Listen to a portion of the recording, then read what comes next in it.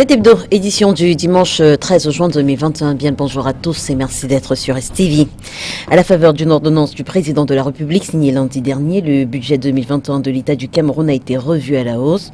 Ainsi, l'enveloppe globale passe de 4 865,2 milliards de francs CFA à 5 235,2 milliards de francs CFA. Dans un instant, nous parlons de l'incidence de cette ordonnance sur le passeport camerounais dont les frais de délivrance passent de 75 000 francs à 110 000 francs CFA. Nous reviendrons également sur la sortie du secrétaire d'État américain qui annonce une restriction de visa pour les personnes impliquées dans les violences en région anglophone. Pour le quotidien Cameroun Tribune, le gouvernement camerounais est plus ciblé par cette sortie que les bandes armées opérant dans le nord-ouest et le sud-ouest. Analyse de cette position dans un instant. Mais avant ces deux sujets, nous dirons un mot de ces deux correspondances adressées à l'ONU et au Fonds monétaire international. Les dites correspondances qui reviennent non seulement sur la situation sécuritaire qui prévaut au Cameroun, parlent également du scandale Covid et elles sont rédigées par une vingtaine de femmes leaders. Donc on parle de tous ces sujets avec vous, Éric Pinlap. Vous êtes militant du Social Démocratique Front. Bonjour et merci d'avoir accepté notre invitation ce dimanche. Bonjour Léla, c'est moi qui vous remercie pour votre invitation. Vous me permettrez de dire un bonjour particulier aux militants du SDF, notamment ceux qui ont participé au NEC de la journée d'hier. Ça a été votre sujet d'entrée. Ça a été un pur moment de démocratie parce que les uns et les autres ont pu s'exprimer sur une question, notamment celle du 8-2 qui avait été attribué au premier vice-président. Et suite à l'ensemble des débats, et lorsqu'on est arrivé à la délibération, il a été retenu que le premier vice-président reste le premier vice-président et militant du SDF. Alors justement, il y a cette position de l'honorable Jean-Michel Nithieu sur sa page Facebook ce matin. L'honorable Jean-Michel Nithieu fait savoir que le SDF littoral a joué sa partition, à savoir appliquer le 8-2 contre un militant qui présente la particularité de nuire considérablement et de façon permanente à l'image du parti. Le NEC en a décidé autrement. Les militants, en particulier le peuple épris de changement en général, vont certainement tirer les conséquences qui s'imposent. La lutte pour un changement véritable dans notre pays continue malgré des vents et marées entretenues par ceux qui trouvent leur compte dans le statu quo au détriment de l'immense majorité des Camerounais. L'honorable Nithieu n'est pas du tout content de cette décision. Ça peut se comprendre, c'est-à-dire qu'il faut noter que l'honorable Nithieu a été en première ligne justement pour pouvoir attribuer ce 8-2 à l'honorable aussi. Maintenant, il faut noter que les débats se sont faits en plénière, ce n'était pas des débats dans la chambre. Les uns et les autres ont pu exprimer leur point de vue. Ça a permis aux uns aux autres de pouvoir clarifier leurs différentes positions. Et à la fin, le NEC, ce n'est pas un individu, c'est plus de 50 personnes qui viennent des 10 régions du Cameroun. Ils ont pris une décision, il est question de la respecter. Les décisions du NEC sont des décisions du NEC, Si on s'en tient à ce que dit l'honorable Jean-Michel Nithieu, vous plaisez dans ce statu quo? Je ne sais pas de quel statu quo vous parlez. Je tiens quand même à vous dire qu'aujourd'hui, le SDF, en termes, si le statu quo, c'est de permettre, c'est d'empêcher de ne pas être capable d'avoir un groupe parlementaire à l'Assemblée nationale. Je ne pense pas que les membres du NEC sont contents qu'on n'ait pas un groupe parlementaire à l'Assemblée nationale. Si le statu quo, c'est les Camerounais qui n'ont pas d'eau, qui n'ont pas d'électricité, je ne pense pas que les membres du NEC souhaitent que les Camerounais n'aient pas d'eau et n'aient pas d'électricité. Donc, ce que je tiens à dire, c'est que le NEC a pris une décision. En tant que militant, je me soumets à la décision du NEC. Quelle peut être la suite de l'honorable Jean-Michel Nithieu au regard de comment est-ce qu'elle évolue cette actualité finalement? Quelle peut être la suite de l'honorable Jean-Michel Nithieu au SDF? Je vous propose de l'inviter et de lui poser la question. Merci Éric Pinlap d'être avec nous ce dimanche. C'est un plaisir de vous recevoir. De ce côté, on reçoit Monsieur Elvadas Kenyé. Il est le secrétaire national en charge de la prospective politique du CPP et membre de Stand Up for Cameroun. Bonjour et merci d'avoir accepté notre invitation. Bonjour Lila, c'est un plaisir pour le CPP d'être une fois de plus représenté sur ce plateau. Merci pour l'honneur que vous nous faites de nous inviter.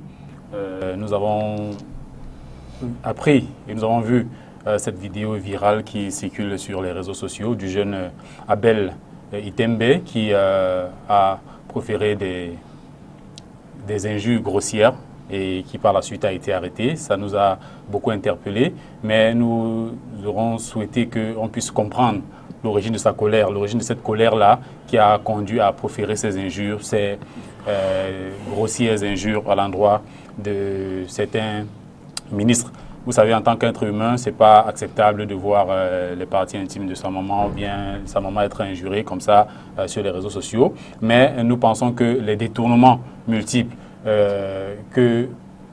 dont le gouvernement du régime RDPC fait preuve, ont conduit ces jeunes à pouvoir se révolter face à l'impunité aussi qui est observée. Donc c'est une situation qui nous a interpellés. Aujourd'hui, il est arrêté et emprisonné. Nous pensons que cette situation doit être regardée de très près par les avocats, mais également par toute la société camerounaise, parce que c'est une situation inacceptable. Travailler comme il le fait dans les plantations de la PHP à 32 000 francs, ça peut amener à ce type de colère-là. Nous avons pu observer cela et c'est une situation que nous déplorons et nous pensons que l'arrêter sans comprendre l'origine, sans traiter l'origine de cette colère-là, va tout simplement conduire à d'autres frustrations. Il y a beaucoup d'autres Camerounais qui vont continuer à se plaindre. Nous avons appris qu'il y a des jeunes qui ont commencé à manifester pour réclamer sa liberté. Nous pensons qu'il ne faut pas rajouter des frustrations sur les frustrations et nous sommes très préoccupés par les conditions des Camerounais au quotidien. C'est pourquoi nous souhaitons en parler et nous pensons qu'il est important qu'ils puissent bénéficier de tout l'accompagnement judiciaire, et que ces droits puissent être effectivement respectés. Merci d'être avec nous ce dimanche. À côté de vous, on reçoit Jean-François Yenga.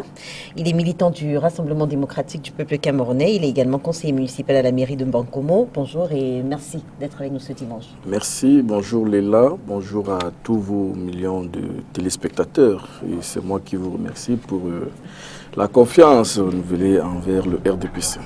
Alors, une situation s'évalue aussi en fonction du contexte. Que pensez-vous des circonstances entourant justement cette sortie de ce jeune en Djombe? Est-ce qu'elles peuvent constituer des circonstances atténuantes? Oui, le Cameroun est un État, vous le savez, parfaitement démocratique. Et tout le monde est libre d'exprimer sa pensée. Mais la liberté n'étant pas le libertinage, il y a plusieurs canaux par lesquels on peut exprimer son mécontentement. Par exemple, de manière épistolaire, de manière, même pas les réseaux sociaux, c'est pas exclu, mais de manière moins grossière. Donc j'hésite de me prononcer sur ce cas parce que c'est un cas de justice. Mais en toute démocratie, au RDPC, le Rassemblement démocratique du peuple camerounais, nous reconnaissons que les hommes sont libres d'exprimer leurs droits. Mais nous rappelons tout d'abord que les lois ne sont pas les loisirs et qu'il faut se mettre à la place de ceux dont on est jury. Donc la loi va faire son travail et peut-être le jeune pourra bénéficier des circonstances atténuantes. Ça, c'est du cadre juridique.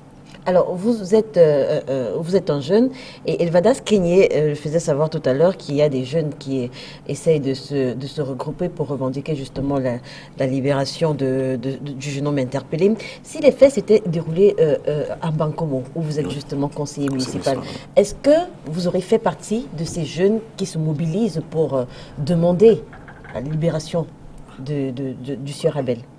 Mes jeunes le savent très bien, je ne suis pas de l'anarchie. C'est-à-dire que même ceux qui sont très proches de moi savent qu'il faut revendiquer, mais d'une certaine manière. Même chez moi, je ne peux pas dire ces grossièretés-là à mon papa. Je ne peux pas parce que je revendique quelque chose que ce soit. Donc je ne peux pas m'aligner pour revendiquer cela parce que les revendications peuvent encore pousser à autre chose. Et je crois que s'ils ont vraiment un groupe bien constitué, ils peuvent ne pas descendre dans la rue ou bien faire comme ils sont en train de vouloir faire, mais passer autrement par un conseil ou bien se rapprocher même de la justice. En gros, vous n'aurez pas fait partie du groupe de jeunes? Non, je ne peux pas faire partie du groupe de jeunes. En face de vous, on reçoit Maître Roland Diowo. Il est avocat, il est également militant du mouvement pour la renaissance du Cameroun. Merci, Maître, d'avoir accepté d'être là, d'être venu au pied levé finalement. C'est moi qui suis honoré, Madame Leila, de faire partie de votre équipe ce dimanche. Je salue les co-panélistes et j'adresse mes salutations aux téléspectateurs d'STV que je retrouve avec grand plaisir. Alors, avec vous, on continue de parler de cette actualité, cette vidéo devenue virale sur les réseaux sociaux. Un jeune de Djombe, visiblement employé de la société de Bananeraie, logé dans cette ville, qui, avec ses mots à lui, a décrié le scandale actuel au Cameroun, le scandale Covid. Oui, tout à fait. Et cela pose le doigt sur les contradictions qu'on a dans notre pays. Les contradictions que nous servent à longueur de journée nos amis du pouvoir du RDPC, on ne peut pas dire qu'on est un État parfaitement démocratique. On ne peut pas dire qu'on est un État où on laisse les uns et les autres s'exprimer et ne pas être d'accord avec, par exemple, un des mécanismes d'expression constitutionnellement reconnus que sont la manifestation publique telle que cela, me semble-t-il, est projeté par certains jeunes de Njombe-Pendia. On donne l'impression que quand on s'exprime à travers une manifestation publique, on est dans l'anarchie. Et je reprends les termes de votre invité tout à l'heure. Il faut que les Camerounais sachent que autant on peut s'exprimer par des moyens moins démonstratifs, autant on a le droit de le faire à travers une manifestation publique. Je tiens également, sur ce même sujet, à me féliciter de la mobilisation qui a déjà commencé à avoir autour de Jeune Abel. Je signale par exemple que mon confrère maître Fabien Keigné y a fait une descente et a annoncé déjà dans les réseaux sociaux qu'il serait présent lors de l'audience qui, je crois, est un flagrant délit. Je dois également me prononcer un peu sur, on va dire, les éléments de fond de cette affaire. Sans rentrer dans la partie juridique ou la partie judiciaire, il faut quand même noter que nous sommes en présence d'une situation d'abord insupportable, inacceptable. Nous sommes en face de jeunes Camerounais qui ont finalement pour seul horizon de faire ce que moi je qualifierais d'esclavage moderne. Vous savez mieux que moi quelles sont les heures de travail dans ces plantations-là. Vous savez mieux que moi quelle est la paye. Donc, nous sommes dans une situation où on a des jeunes qui sont véritablement paupérisés. Et quand on a faim, il est difficile de s'élever. Donc, pour ceux qui font le reproche du style langagière, du niveau de langue, je crois que c'est une conséquence, à mon avis, et non pas une cause. C'est une conséquence de ce que on a entraîné une jeunesse 40 ans durant à ne s'intéresser qu'à des choses qui relèvent du domaine de la survie finalement. Pourquoi pensez-vous que ces jeunes-là, à qui on a appris qu'à chercher à manger, chercher le nyama comme dit une chanson populaire, vont-ils se préoccuper de la façon dont il faut dire les choses? Et s'il faut revenir à la façon dont les choses ont été dites, il ne me reviendra pas de ma posture d'abord de juriste et aussi de militant politique de tirer un chèque en blanc au fait que l'on puisse en société injurier y compris les adversaires politiques. Je ne suis pas de ceux-là, je ne suis pas de cette école-là, comme vous le savez du reste. Mais je crois qu'il y a aussi une sorte de deux poids, deux mesures. On ne peut pas, avec autant de promptitude, autant de célérité, autant de rapidité, se saisir de ce jeune homme, finalement, de ce faible. Parce qu'on a l'impression qu'on a deux justices au Cameroun, en fait. On a finalement la justice des amis de votre invité, de M. Yenga. Et puis on a la justice de nous autres, nous les faibles, nous qui n'avons personne, nous qui ne sommes personne. Et cette justice-là est généralement soit très expéditive, soit généralement très lente. En tout cas, l'effet étant de punir le plus et le plus durement possible. Parce que dans un cas, quand on veut absolument rapidement juger quelqu'un, on va faire comme pour le cas du jeune Abel. On va sauter sur lui à bras raccourcis. Il est désormais privé de liberté. Alors que j'ai entendu un ministre du RDPC récemment parler de la présomption d'innocence. J'ai entendu un ministre de la République dire qu'il ne fallait pas jeter des personnalités à la vindicte populaire tant que les actions ou tant que les enquêtes n'avaient pas encore donné leur fin mot. Je ne suis pas sûr que dans le cas du jeune Abel, on a déjà le fin mot de l'histoire. Mais il est déjà privé de liberté. Il est déjà poursuivi. Et il est poursuivi pour avoir, peut-être de manière maladroite, je dis ça entre guillemets parce que je ne veux pas rentrer dans les éléments du dossier, mais il est poursuivi pour avoir dénoncé quelque chose de plus fondamental, de plus grave encore, pour notre vivre ensemble en tant que société organisée et république. C'est-à-dire ce qui est aujourd'hui le scandale du siècle, la Covid-Gate. Pour avoir dénoncé la Covid-Gate... Mais vous n'allez pas, c'est pas un plaidoyer, c'est pas, nous ne sommes pas venus suivre Maître Ndio. Permettez que Maître termine. Parce qu'il part d'un sujet à un autre. Nous sommes partis du jeune pour les ministres. Et maintenant, nous sommes déjà sur le cas de la Covid-Gate. Je pense que le jeune Abel s'exprimait justement dans le cadre du Covid-Gate. Permettez que Maître termine et... Je ne vous coupe pas, Maître. Je suis juste en train de vous relancer. Parce que je ne sais pas... Bon, nous sommes prononcés déjà sur l'aspect du petit. Parce que moi, je veux chuter. Puisque quand il parle beaucoup, ça fait que j'oublie des éclaircies. Vous prenez des notes. J'oublie ce que je... Non, moi, je ne prends pas des notes. Permettez que Maître termine et Eric Pina aura l'occasion de s'exprimer sur le sujet. Bon, moi, je peux donc relancer Maître, parce que je voudrais tout simplement revenir... Ce n'est pas vous de relancer Maître. Puisque je peux oublier... Monsieur Yenga, permettez. En droit, on dit que nul ne peut se prévaloir de sa propre turpitude. Si vous ne prenez pas des notes et que vous ne voulez pas oublier, je voudrais qu'on aille comme si on était sur un plateau, parce que quand vous pouvez condamner la parole pendant 15 minutes, ça fait que je ne pourrais plus vous relancer. Je suis assez courtois de vous laisser m'interrompre. Allez-y, Maître. Je suis également assez respectueux de la dame qui dirige ce plateau. Monsieur Yenga, je vous en prie, monsieur Yenga. Et je vous prie, s'il vous plaît, de noter que vous êtes dans ce que j'appelle la quadrature assumée de sa turpitude. Je vais revenir sur vos questions parce que je suis quand même le temps. Je suis quand même scandalisé. Je crois que vous aurez le temps. Vous aurez l'occasion, monsieur Yenga. Permettez que Maître termine et Eric Pina s'exprime sur le sujet. Je suis quand même, permettez-moi, Madame Leila, estomaqué. En début d'émission, de noter que le monsieur qui s'est présenté sur ce plateau comme le défenseur d'une république respectueuse de la liberté des uns et des autres se croit obligé de me dire ce que je dois dire ou de me dire comment je dois dire ce que je veux dire. Et il continue. Vous savez ce que Albert Camus avait dit? Vous savez ce qu'Albert Camus avait dit?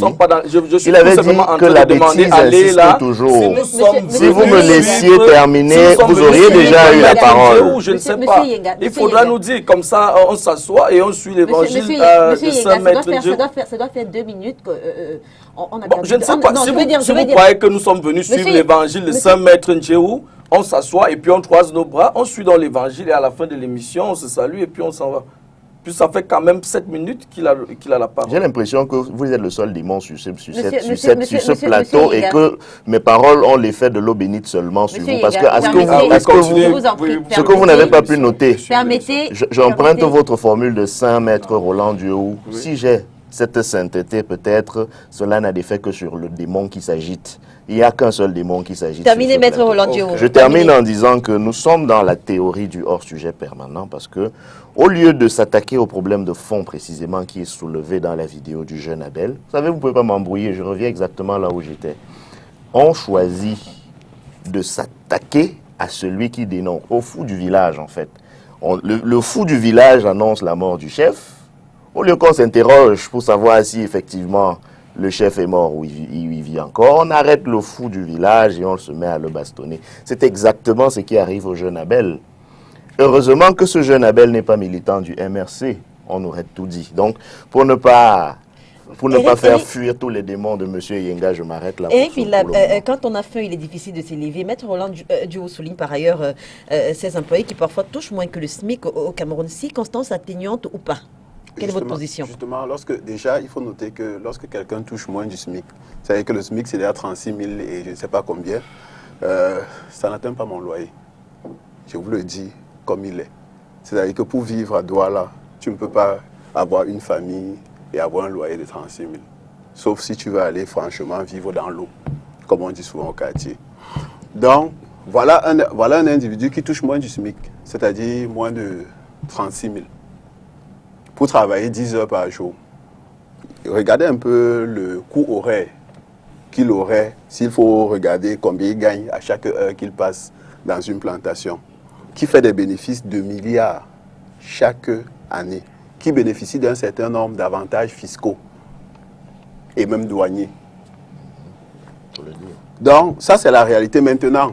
Dit que c'est difficile pour qu'il s'élève, c'est clair. Lorsqu'on était à l'université, on nous a parlé de la hiérarchie des besoins de Maslow. Lorsque vous gardez quelqu'un en bas, tout ce que lui veut, c'est manger, comme on dit là, au quartier. Parce qu'avec 36 000, c'est que moi, je cherche seulement de quoi manger. Son langage, il est clair. Insulter les parties intimes de la maman de quelqu'un, c'est pas bon. Nous sommes tous d'accord là-dessus. Mais seulement, c'est quelqu'un qui a vécu dans un environnement où ce sont les mots qu'on utilise pour exprimer sa colère. Il exprime une colère légitime. Il a sûrement violé la loi, parce que c'est de l'injure publique. mais il exprime une colère légitime. Vous ne pouvez pas vivre avec 32 000 chaque mois. Et vous avez des personnes qui se lèvent, ils croquent des milliards. Et il y a même quelqu'un qui a dit que 80 milliards, c'est du menu fretin. Ils l'ont fait avec le Covid, ils l'ont fait avec la CAN. Ils le referont encore avec le Covid. On arrivera tout à l'heure sur la question budgétaire.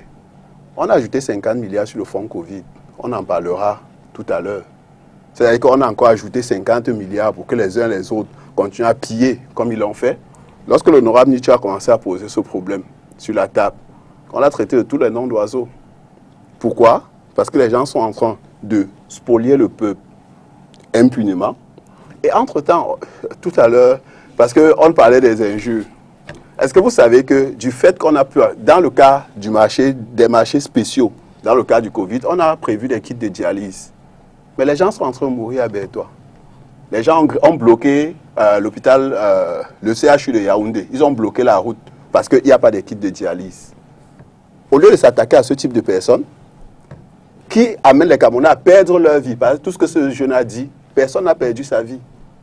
Mais par contre, à cause du fait qu'il n'y a pas de kit de dialyse dans les différents centres de dialyse ici au Cameroun, beaucoup de personnes ont perdu leur vie. Donc, il est important, et là je rejoins Maître Diou, que la justice au Cameroun soit la justice de tous les Camerounais. On ne doit pas avoir une justice pour les forts et une justice pour les faibles. La présomption d'innocence ne doit pas être une présomption pour les forts, et dès que c'est un faible, il n'y a pas de présomption d'innocence. 80% et plus de personnes qui sont dans nos prisons sont des prévenus, c'est-à-dire des personnes qui n'ont pas encore été condamnées. Mais on nous dit, non, il y a la présomption d'innocence parce qu'il ne faut pas, non. Parce qu'avec cette présomption d'innocence, 80% des gars qui sont à New Bell seraient dehors.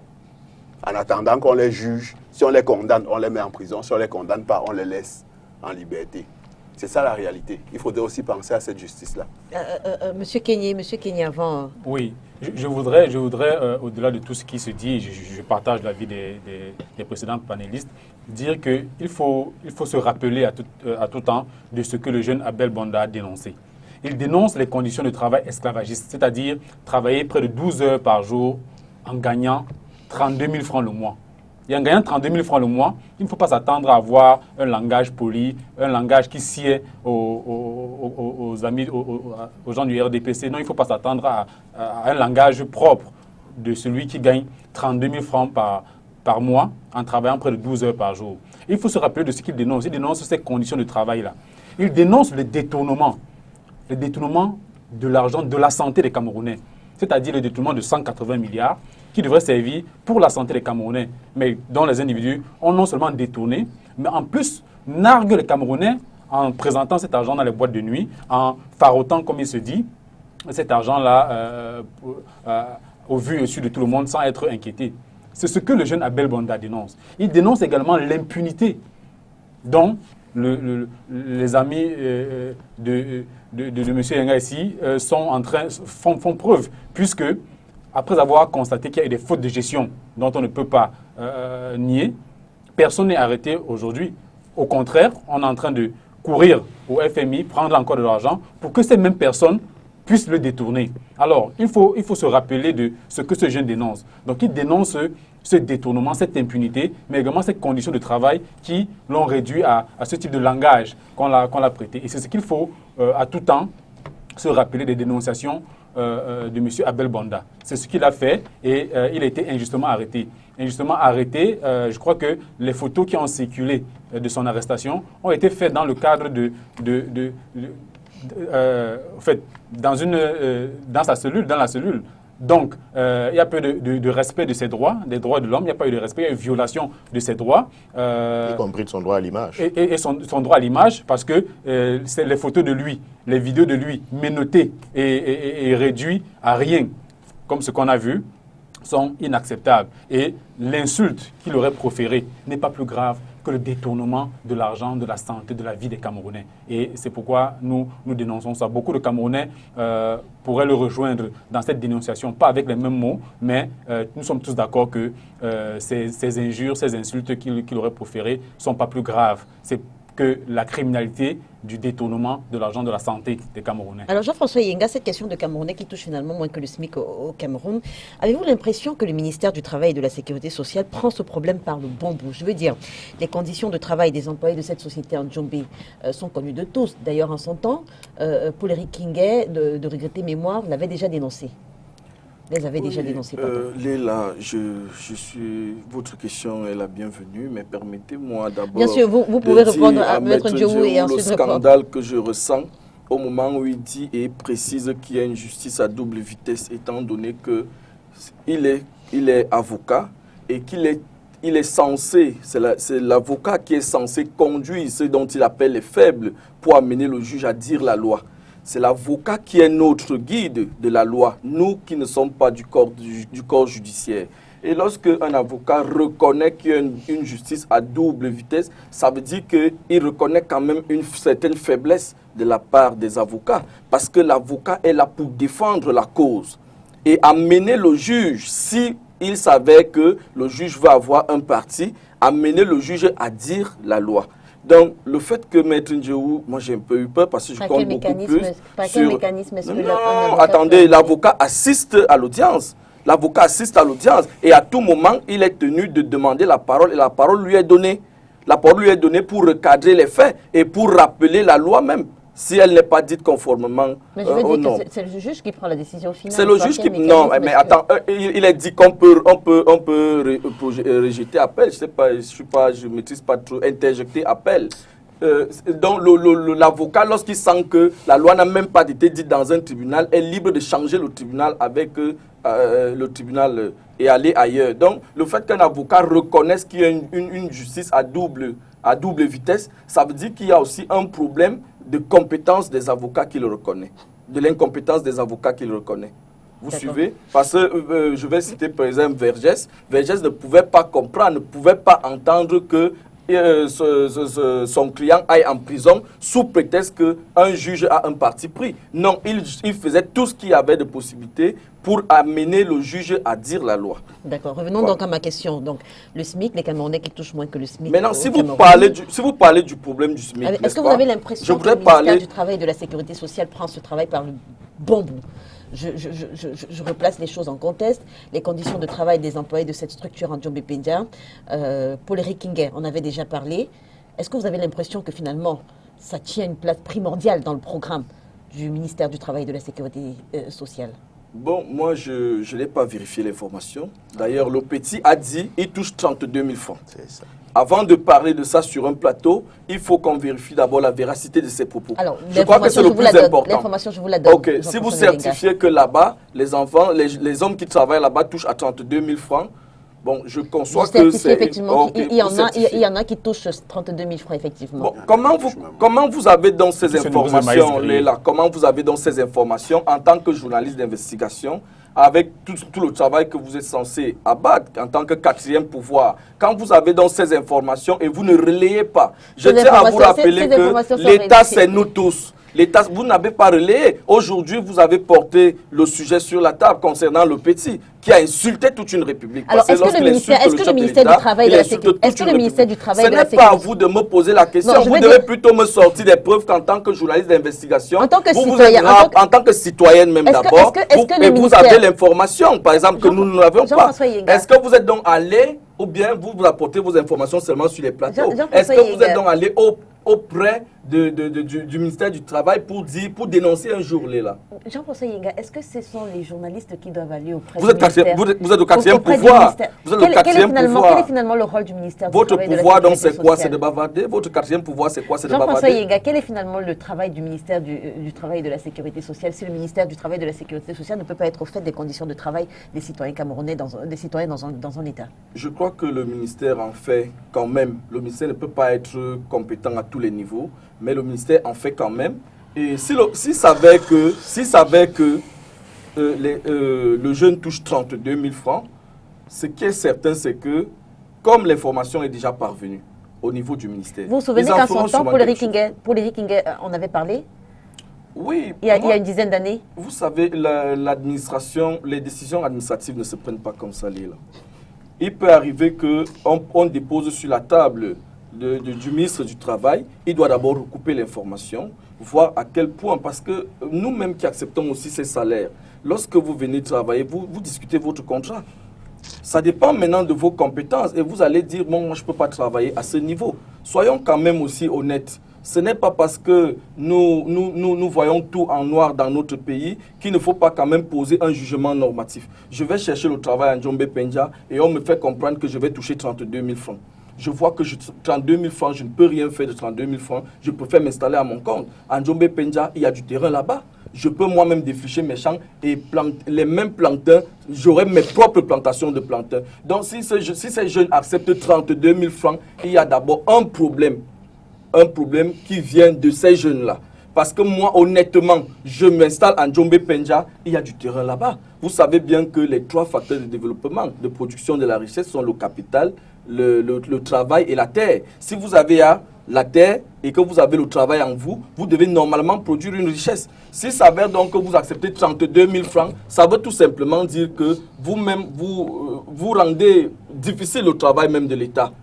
Vous comprenez, Léla? Vous n'êtes pas obligé d'accepter ces 32 000 francs, étant donné qu'en Njombe Penja, le plantain que vous défrichez là, vous-même, vous pouvez le planter. C'est pour ça que le chef de l'État, le président Paul Biya, a demandé à la jeunesse de oser.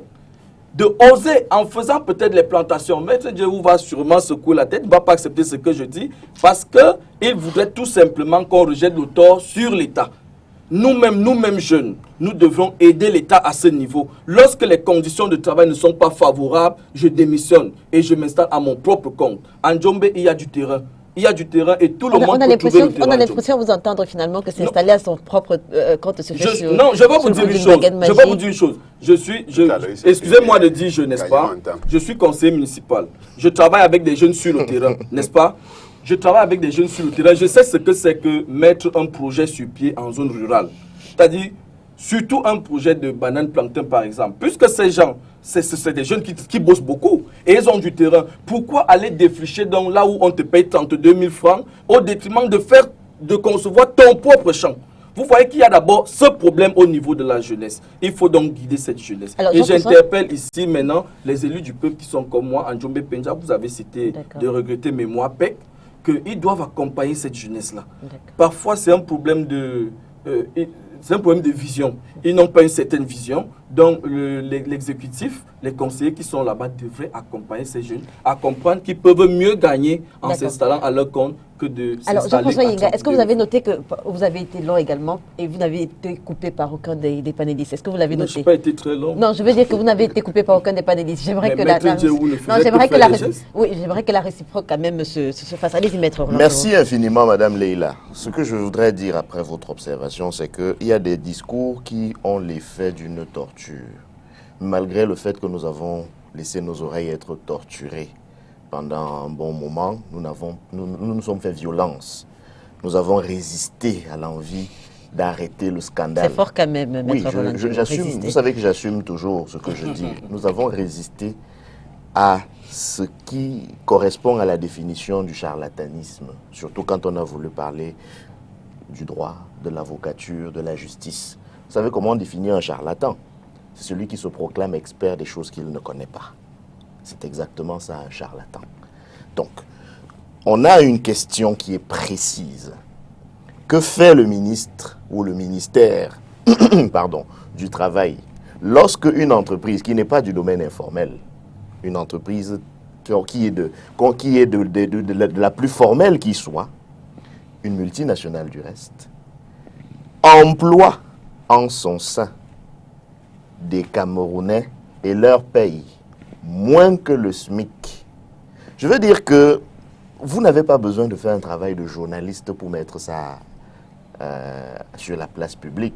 Quand j'ai précisé qu'il s'agissait d'une entreprise formelle, c'est parce que les entreprises formelles déposent avant le 15 mars de chaque année une déclaration statistique et fiscale, une DSF, qui retrace les mouvements de la dite entreprise durant tout un exercice, y compris les charges salariales. Donc, la DSF de cette entreprise suffit pour établir qu'il y a, si c'est avéré effectivement, des personnes qui travaillent dans ces entreprises-là et qui gagnent moins du SMIC.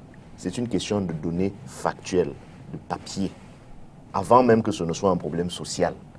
Donc, l'autorité de l'État chargée de veiller au respect des règles du droit du travail au Cameroun a l'information de plusieurs manières. Mais quand vous posez la question à leurs défenseurs sur ce plateau de savoir ce qu'ils font, ils convoquent une théorie, celle de la déresponsabilisation de l'État au profit de la responsabilité collective. Et Dieu seul sait que c'est le meilleur moyen de finalement entretenir le chaos. Parce que ces gens gouvernent par le chaos. Finalement, personne n'est responsable de rien. Donc, en définitive, tout le monde est responsable de tout. Donc, Abel est responsable du fait de gagner 32 000 francs, finalement. C'est lui le responsable. Oui, parce qu'il aurait dû refuser de travailler. Et il aurait dû d'ailleurs se mettre à son propre compte. Tiens donc, se mettre à son propre compte. Parce que oui, il y a des terres à Ndiombe-Pendia. Et donc, quand il y a des terres à Ndiombe-Pendia, vous vous levez un matin, vous allez identifier 15 hectares, même 1 hectare seulement, et vous vous mettez à cultiver. Sans risque, n'est-ce pas? Parce que c'est facile comme ça. Et même si vous aviez la terre pour ensemencer 15 hectares, il vous faut peut-être pas un si grand capital que ça, mais un capital quand même. Parce qu'il faut acquérir le matériel, ne serait-ce que le matériel de travail. Il faut acquérir la semence. Et de préférence, une semence sélectionnée. Dieu merci, il y a l'IRAD qui fait déjà ce travail-là. Mais il faut un capital pour le faire. Mais on dit aux jeunes Camerounais, surtout ceux des zones rurales que je respecte vraiment beaucoup parce qu'ils vivent dans des conditions encore plus difficiles que ceux qui sont en ville, parce que eux au moins, ceux de la ville au moins ont accès au goudron, vous voyez, hein, à l'électricité de temps en temps, quand Eneo nous fait la grâce de nous accorder la lumière.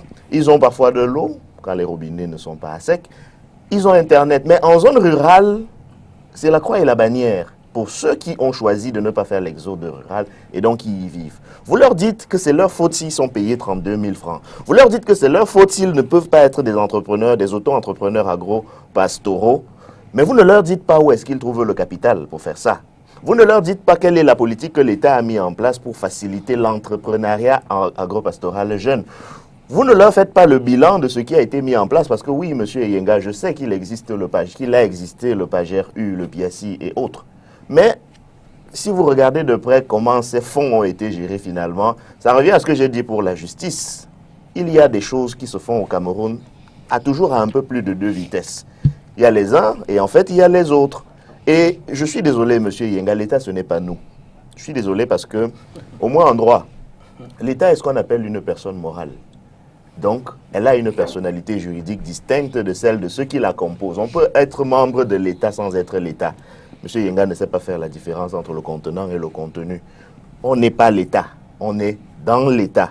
Et l'État a des responsables. Je peux être actionnaire d'une société, mais je ne suis pas le directeur général. Je ne suis pas le président du conseil d'administration. L'entreprise Cameroun, qui est un État du point de vue juridique, a un patron, un directeur, qui s'appelle le président de la République, et c'est à lui qu'on demande des comptes. La théorie de la déresponsabilisation ne passe pas, parce qu'on ne peut pas désigner quelqu'un quand on accepte, si on part du principe qu'il a été désigné. Mais vous savez que nous avons une autre théorie sur la question, mais acceptons qu'il ait été désigné. Quand on désigne quelqu'un, ce n'est pas pour qu'il nous dise après que s'il ne fait pas son boulot, c'est à cause de nous. Et M. Yenga a voulu, encore une fois, il aime les patates chaudes qu'il rejette sur les autres, vous pointez du doigt la défaillance, le déficit de vision qu'auraient les collectivités territoriales décentralisées. Si on le suit bien, cela suppose que eux du RDPC, ils ont tellement la vision que dans toutes les communes où ils sont, ils coulent du lait et du miel. Vous voyez? Sauf que je crois qu'il est à Mbalmayo, à Bankomo, voilà. Et je ne suis pas certain qu'à Bankomo, il y a autant d'entreprises agro-pastorales qui est germé comme un champignon depuis qu'il est conseiller municipal. Je vais chuter pour dire que respectons-nous quand nous sommes en République. Respectons-nous quand nous sommes en société. Et respectons-nous quand nous sommes sur un plateau de télévision. Quand nous venons ici, malgré les choses que nous avons à dire, c'est d'abord parce qu'il y a des gens derrière ces écrans qui nous écoutent. Et donc, quand on n'interrompt pas les gens, quand on laisse les gens aller jusqu'au bout de ce qu'ils ont à dire, ce n'est pas parce que ce qu'ils disent est si intelligible que ça. Parfois, c'est très souvent le contraire.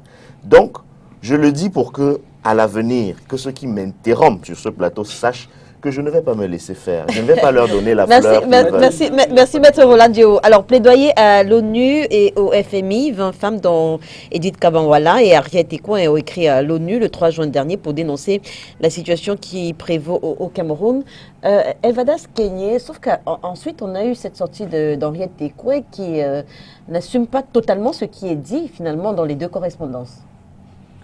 Oui, vous savez, je ne pourrais pas parler à la place de Mme Henriette Ekouin, que je respecte ses propos, je respecte ses points de vue, mais elle est la seule à pouvoir défendre ce point de vue-là. Mais je voudrais qu'on reste sur le contenu. Je ne pense pas que Henriette Ekouin puisse se désolidariser du fait qu'on dénonce les détournements au Cameroun. Ce n'est pas possible.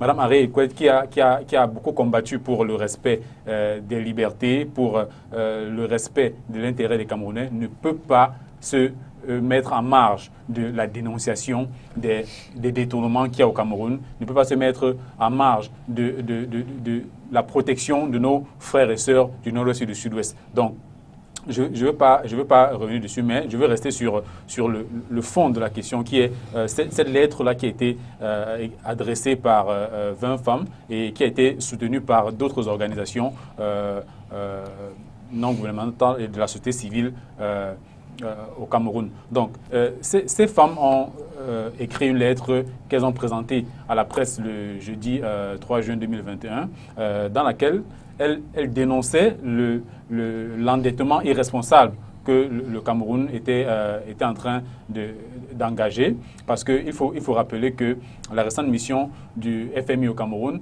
est arrivée à la conclusion qu'il fallait accorder encore une fois de plus des crédits au gouvernement camerounais.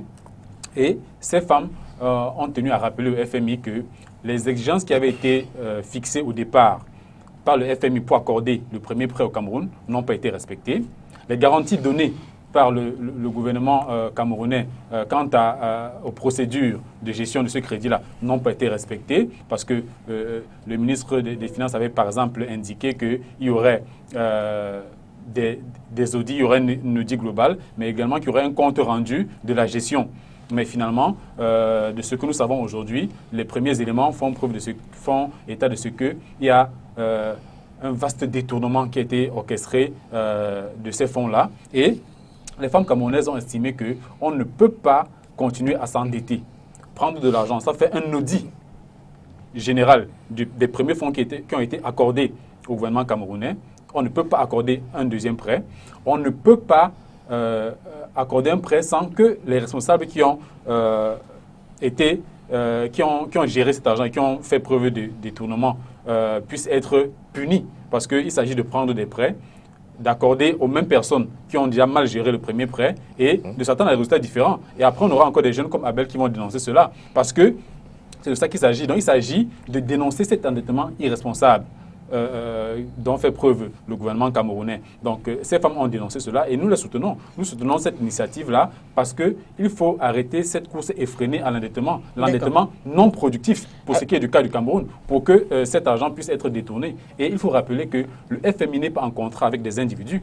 Le FMI est en contrat avec le Cameroun, et les dettes qui sont contractées vont être remboursées par l'ensemble des Camerounais. C'est pourquoi vous allez voir que les produits vont devenir de plus en plus chers sur le marché, comme on constate ces jours-ci, parce qu'on a le Cameroun qui, de façon irresponsable, va prendre de l'argent, partager à ses amis, et les ménages vont souffrir. Alors, soupçon de malversation financière autour des fonds Covid alloués par le Fonds monétaire international, couplé aux crises sécuritaires. Ces femmes sujettent d'ailleurs le blocage de tout décaissement en faveur du Cameroun, tant que les fonds perçus par le gouvernement entre 2017 et 2020 n'auront pas été audités et les responsables de détournement sanctionnés. Comment est-ce que vous appréciez cette démarche, Jean-François Yinga? Oui, vous savez, avec la vieillesse, certains organes, y compris la capacité intellectuelle, se dégradent et vous poussent parfois à poser des actes ignobles. Ces femmes, ces mamans, je dirais, ont toujours, si vous aviez bien lu les 20 moins 1, moins 1, vous verrez que ce sont des mamans qui se sont trop agitées sur la scène publique camerounaise. Cela va de 3 grilles de lecture. Première grille, cette histoire de lettres agressée à la communauté internationale, soutenue par certains organismes, procure assez d'argent à certaines personnes tapis dans l'homme qui commencent à se dénoncer. Deuxième grille de lecture, toutes ces femmes font partie d'un penchant politique de plusieurs frustrés qui ont perdu l'élection en 2018. Ce parti politique qui appelle à la haine et incite à la désinvolture de tout ce qui est caractéristique et tout ce qui est injonction venue de l'État. Ces femmes adhèrent donc à ce parti politique-là pour la plupart. Pour ce qui est de la troisième grille de lecture que j'avais à rappeler, c'est le poids de l'âge. Que je dis quand quelqu'un vieillit, parce qu'au nom de quoi ces femmes-là deviennent auditrices de l'État? Au nom de quoi ces femmes-là, elles ont d'abord quels chiffres? Le président Paul Biya, lorsque nous avons reçu des fonds Covid, avait déjà prévu, et c'est ce que je veux dire à mon ami du SDF, que lorsque ces fonds du Covid sont arrivés, le président Paul Biya avait déjà prévu l'audit de la Chambre des comptes à la fin de la gestion de la crise. Le président Paul Biya, ou bien c'était une instruction? C'était une instruction. Ou c'était contenu dans... Non, ça n'a jamais été. La note du président prévoyait déjà qu'il y aura un audit. Qu'il y aura un audit de la Chambre des comptes. C'est que je n'ai pas le support avec moi, mais je vous dis, la note prévoyait déjà, ce n'est pas du ressort du SDF, ni de l'honorable Nietzsche, c'était déjà prévu qu'il y aura un audit, soit à mi-parcours, soit à la fin prévu par le chef de l'État ou demandé par le FMI? Non, je pense que ce n'est pas demandé par le FMI. C'est pas demandé par le FMI. C'est pas possible. Allez-y. C'est pas demandé par le FMI. Donc, je permettez quand même que je finisse. Non, allez-y. Maintenant, ces femmes, je crois que c'est le gangstérisme. C'est le gangstérisme qui pousse ces femmes parce que vous savez bien que ces femmes s'enrichissent énormément derrière ces appels à insurrection. Derrière ces lettres que vous voyez là, ce n'est pas anodin. Ce n'est pas anodin. Ce geste n'est pas anodin. Elles ont l'habitude de le faire. Et vous allez voir, c'est des femmes qui sont depuis leur enfance sur la scène politique à faire des agitations. D'où est-ce qu'elles prennent des ressources? Nulle part que dans les organismes constitués qui financent le terrorisme au nord-ouest et au sud-ouest, qui est devenu de surcroît leur tremplin aujourd'hui. Parce que quand quelqu'un veut déjà l'argent au Cameroun, il parle du nord-ouest et du sud-ouest. Vous verrez même tout le monde qui surchauffe maintenant, y compris le MRC, y compris ces 19 femmes, parce que l'une d'elles a dit dernièrement qu'elle n'avait jamais signé cette lettre. Donc, c'est tout simplement dit que c'est de l'agitation. Elle dit que le rapport final ne lui a pas été présenté, mais que globalement, elle avoue quand même que globalement, elle était au fait de ce qui a été, de ce qui a été dit dans la lettre, même si le rapport final ne lui a pas été présenté. Ça, c'est ce que vous avez suivi. Moi, de mon côté, j'ai suivi qu'elle n'a jamais signé cette lettre. D'accord. Donc, c'est pour ça que je considère aujourd'hui que c'est 19. Peut-être parce qu'elle prenait l'échappée, sachant que les États-Unis ne vont plus délivrer les passeports à tout ce qui soutient le terrorisme. Je crois que c'était déjà l'échappée. Je ne sais pas, nous allons vérifier par la suite. Mais tout simplement, il faut dire aux Camerounais qu'il y a un certain nombre de personnes qui se sont engagées dans la déstabilisation du pays et qui font feu de tout bois pour déstabiliser le pays. Et quand j'ai vu les 20 femmes, j'ai reconnu ces 20 femmes et je sais le travail qu'elles ont déjà abattu au Cameroun pour déstabiliser le Cameroun. Mais là, je m'en félicite. Je félicite le président Paul Biya parce qu'il a toujours su contenir ces apprentis sorciers dans leur élan de chemin sans toutefois les embrigader. Ah, vous parlez des femmes.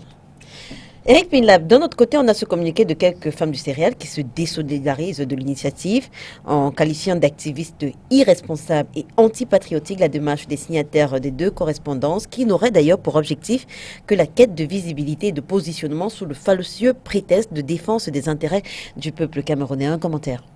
Je ne sais pas qui de ces femmes a besoin de visibilité. Parce que même M. Eyenga, qui semble les prendre pour de vieilles personnes, je tiens à rappeler qu'aucune de ces femmes n'est plus âgée que M. Biya. Aucune de ces femmes n'est plus âgée que Kavaye Djibril. Aucune de ces femmes n'est plus âgée que M. Nyadi Fendi. Donc, si à cet âge, on prend des décisions alambiquées, imaginez un peu quel type de décisions sont prises au niveau des institutions camerounaises. Donc, M. Eyenga, ces femmes, elles sont citoyennes. Et en tant que citoyennes, elles peuvent dénoncer. Et je reviens, s'il vous plaît, et je reviens sur... Vous m'avez appelé. Et je reviens... des citoyens qui ne voient que... Vous savez ce qu'on appelle rhétorique. Monsieur Il m'a interpellé. Il m'a interpellé. Moi, j'ai cité, je n'ai pas interpellé. Lui m'a interpellé, monsieur Yenga. Vous avez un dictionnaire propre. Monsieur Yenga, je vous en prie, monsieur Yenga. Allez-y, Eric, là-bas. Avocat du plateau. Et je reviens tout à l'heure, sur l'affaire Abel. Tout à l'heure, le même Yenga a estimé qu'il y avait des moyens pour dénoncer un certain nombre de faits. Ces dames ont utilisé les moyens qu'il a proposés, c'est-à-dire écrire une lettre. À l'époque, il a parlé de moyens épistolaires. Donc, le moyen épistolaire, c'est justement d'écrire une lettre. Cette fois-là. Ces dames n'étaient pas d'accord avec la gestion des fonds Covid. Mais lui, il parlait d'écrire une lettre au gouvernement camerounais. Seigneur, vous ne décidez pas à qui j'écris la lettre, c'est ma lettre. Je décide à qui je l'écris. Ils ont estimé, dans le cas du Cameroun, tant que l'honorable Nietzsche a crié, moi je me suis fait fouetter, ici, à la douche, parce que j'ai marché pour dénoncer le vol de l'argent de la canne. Je me suis fait fouetter. Le gouvernement du Cameroun n'écoute pas les Camerounais. Ils aiment bien écouter ceux qui viennent de l'extérieur. On comprend le pouvoir.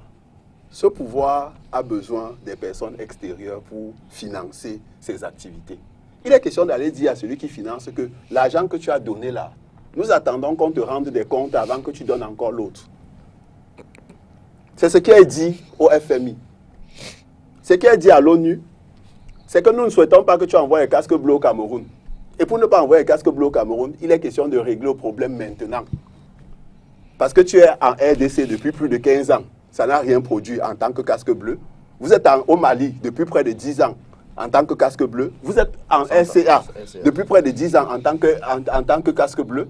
Le problème n'est pas réglé. Et il est important de régler le problème pour qu'on n'arrive pas au niveau où il faut une intervention extérieure au niveau du Cameroun. Voilà ce qui est dit. Le reste, c'est la théorie. Donc, ces dames, en tant que citoyennes camerounaises, sont légitimes pour écrire aux différentes institutions, pour dire voilà notre position.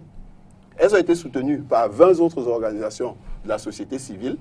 C'est vrai, il est clair que dans une maison, on ne peut pas être d'accord sur tout. Et je suis d'accord avec lui.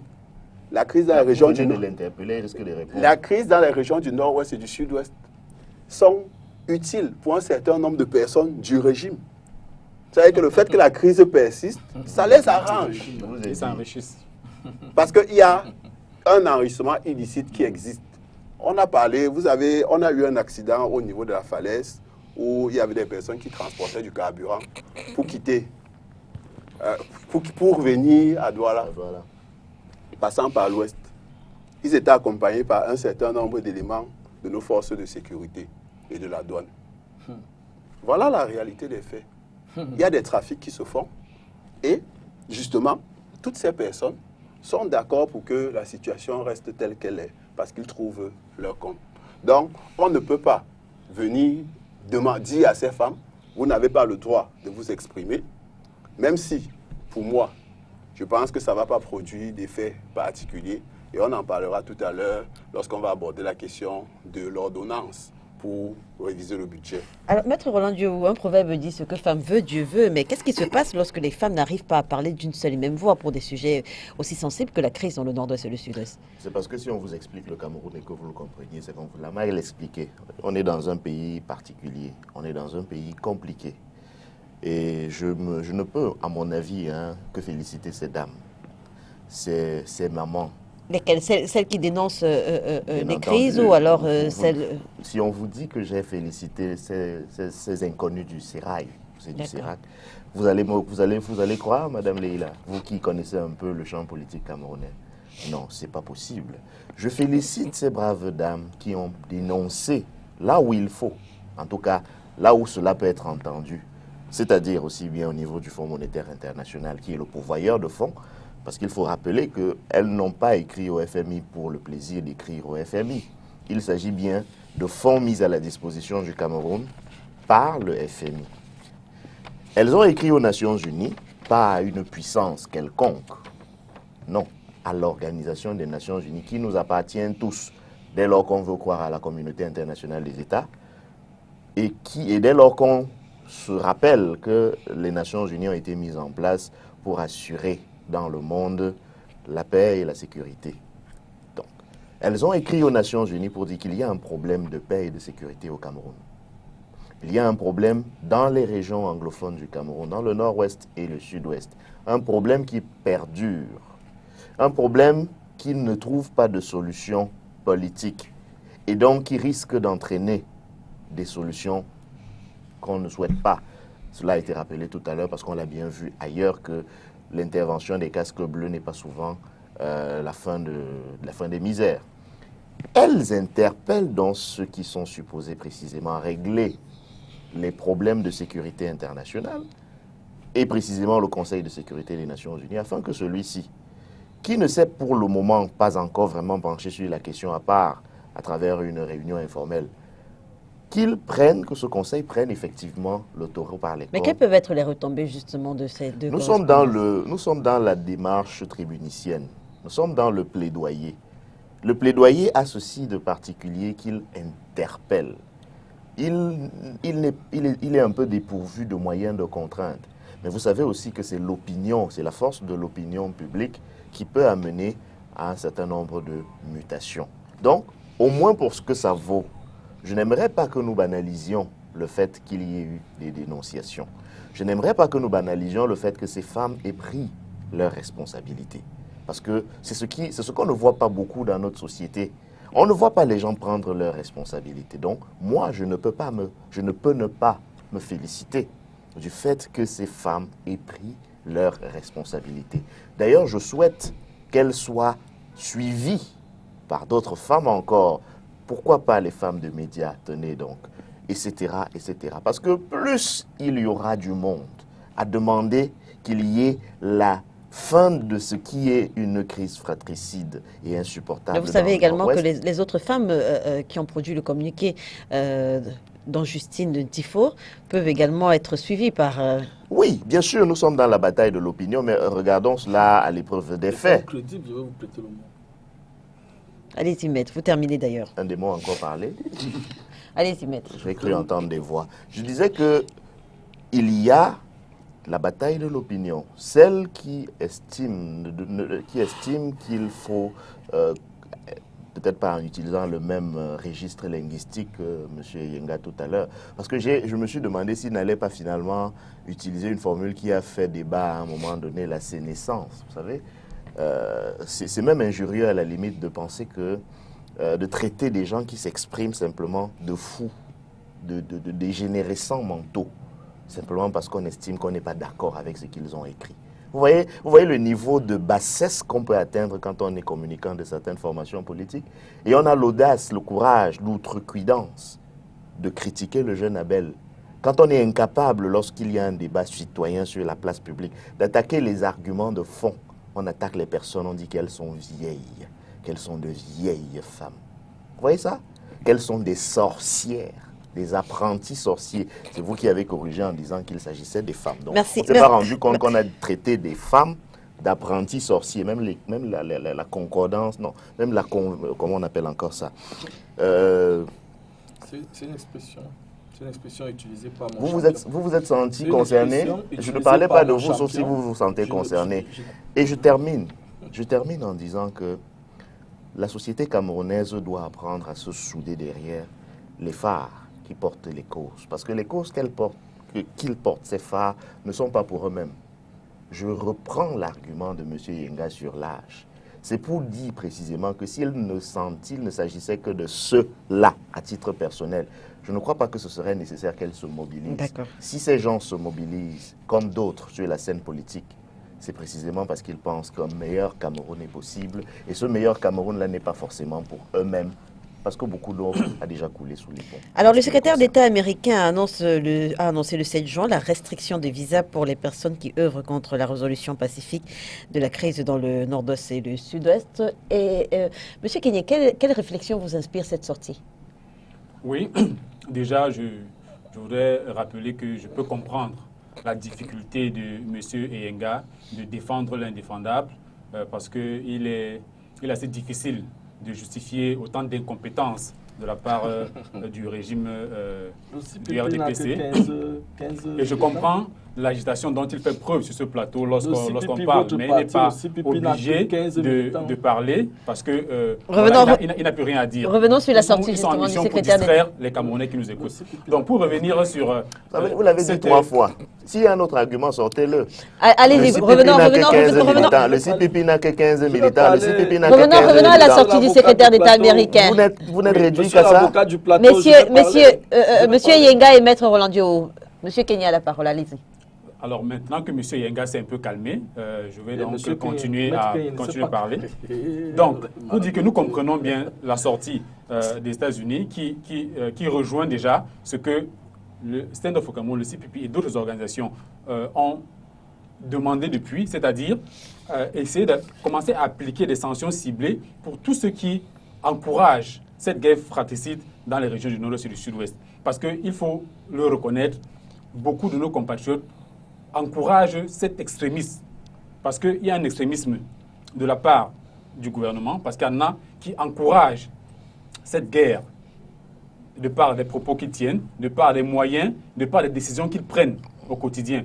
Donc ils encouragent donc cette guerre-là. Et de l'autre côté, on a un extrémisme du côté de nos frères qui défendent la sécession, qui encouragent la lutte armée, qui, au finish, ne contribue qu'à s'aimer la terreur, la désolation dans les régions du Nord et du Sud-Est. Et nous pensons qu'il était temps que les voix des Camerounais soient écoutées et qu'on puisse commencer à cibler les Camerounais qui encouragent cette situation calamiteuse. Il faut donc les cibler et commencer à les sanctionner. Et donc, nous ne pouvons que saluer cette décision qui a été prise pour que des visas ne soient plus accordés parce que ceux-là qui sèment la désolation au Cameroun vont aller héberger leur famille aux États-Unis et les Américains disent que ce n'est plus possible. Ce n'est plus possible de s'aimer la désolation au Cameroun et de courir se réfugier aux États-Unis. Donc il va falloir donc que nous puissions prendre nos responsabilités en main, que nous puissions nous asseoir autour de la table pour discuter des problèmes du Cameroun et les résoudre. Et c'est d'ailleurs la raison pour laquelle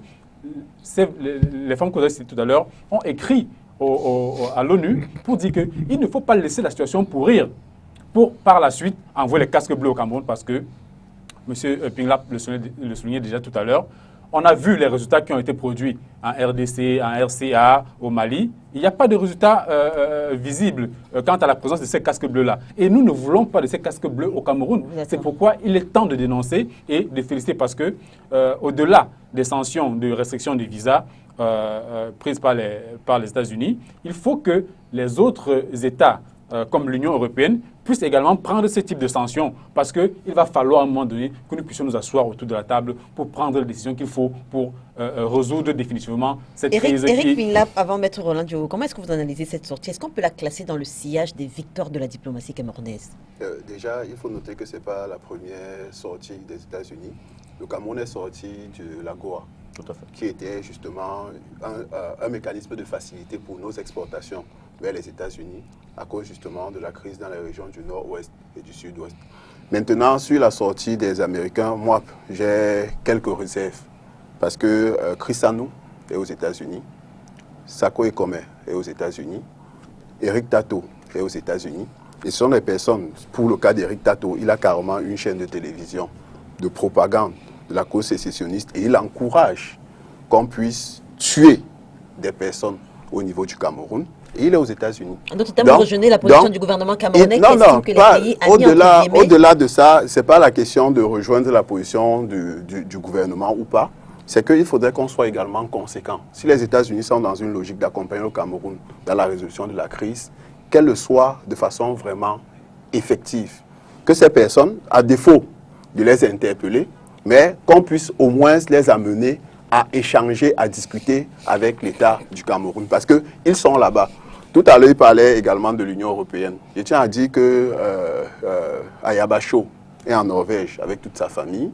Et je crois qu'il est un citoyen norvégien. Donc, il est important, ces personnes sont connues.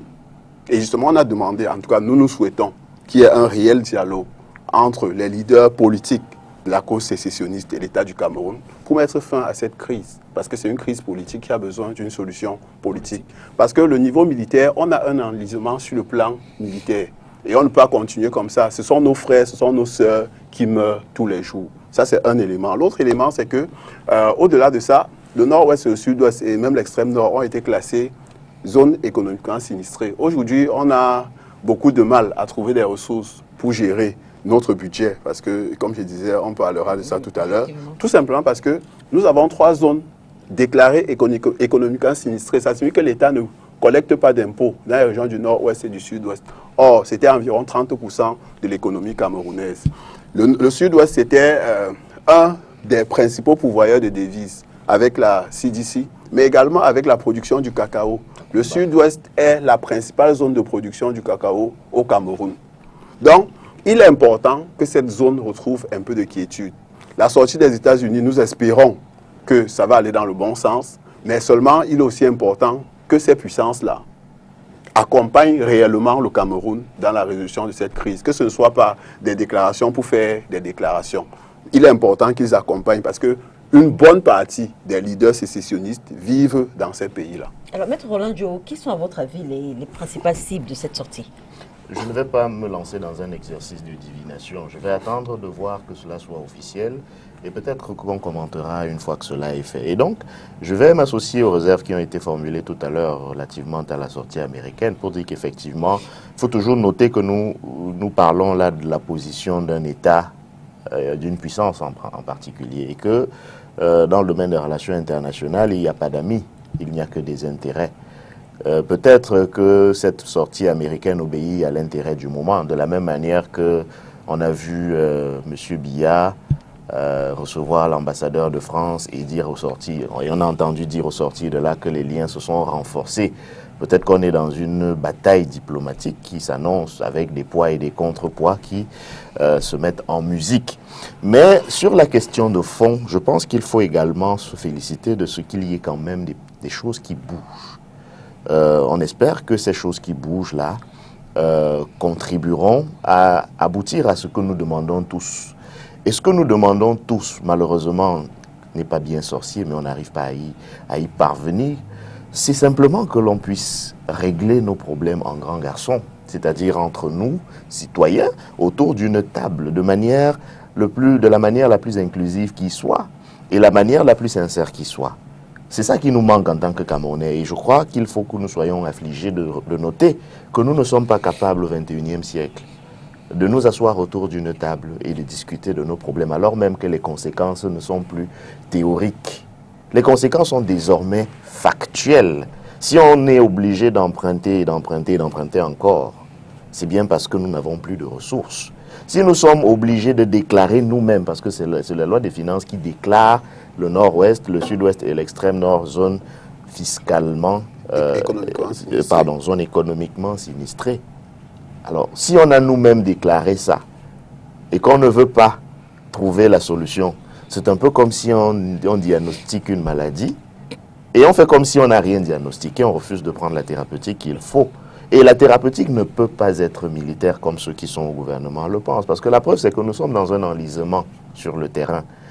Il y a toujours de la violence, il y a toujours des atrocités, il y a toujours des choses que la dignité humaine ne peut pas accepter.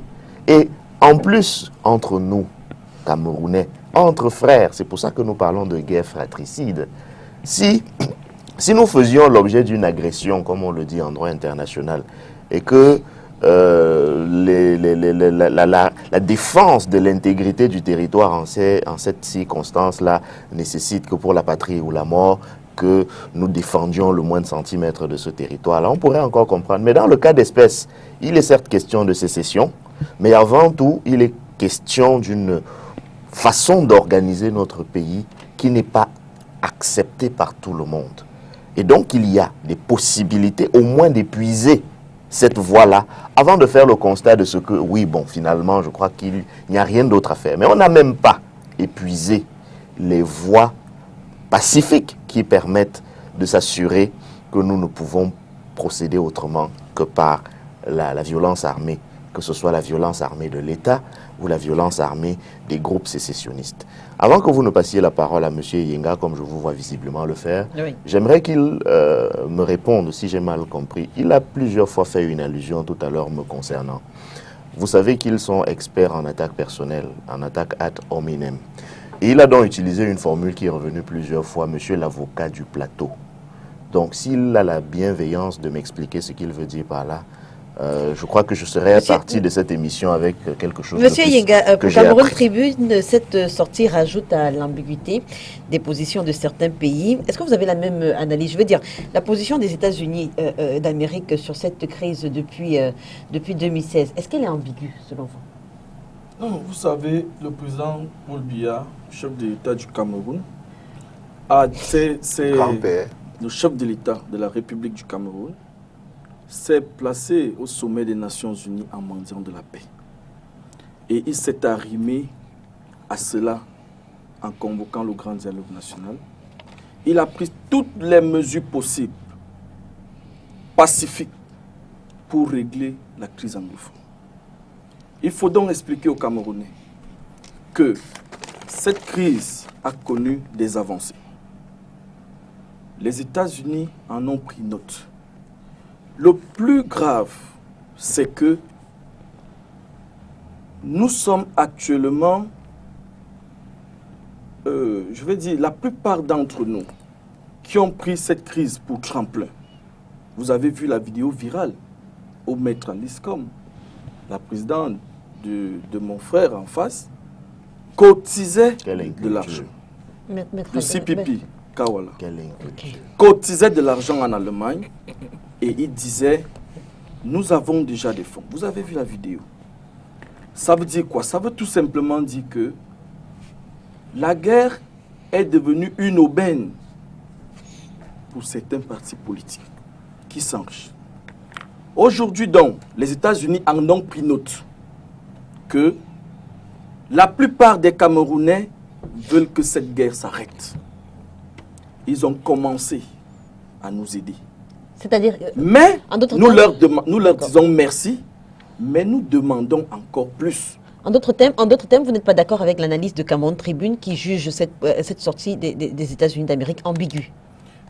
Laissez-moi continuer. D'accord.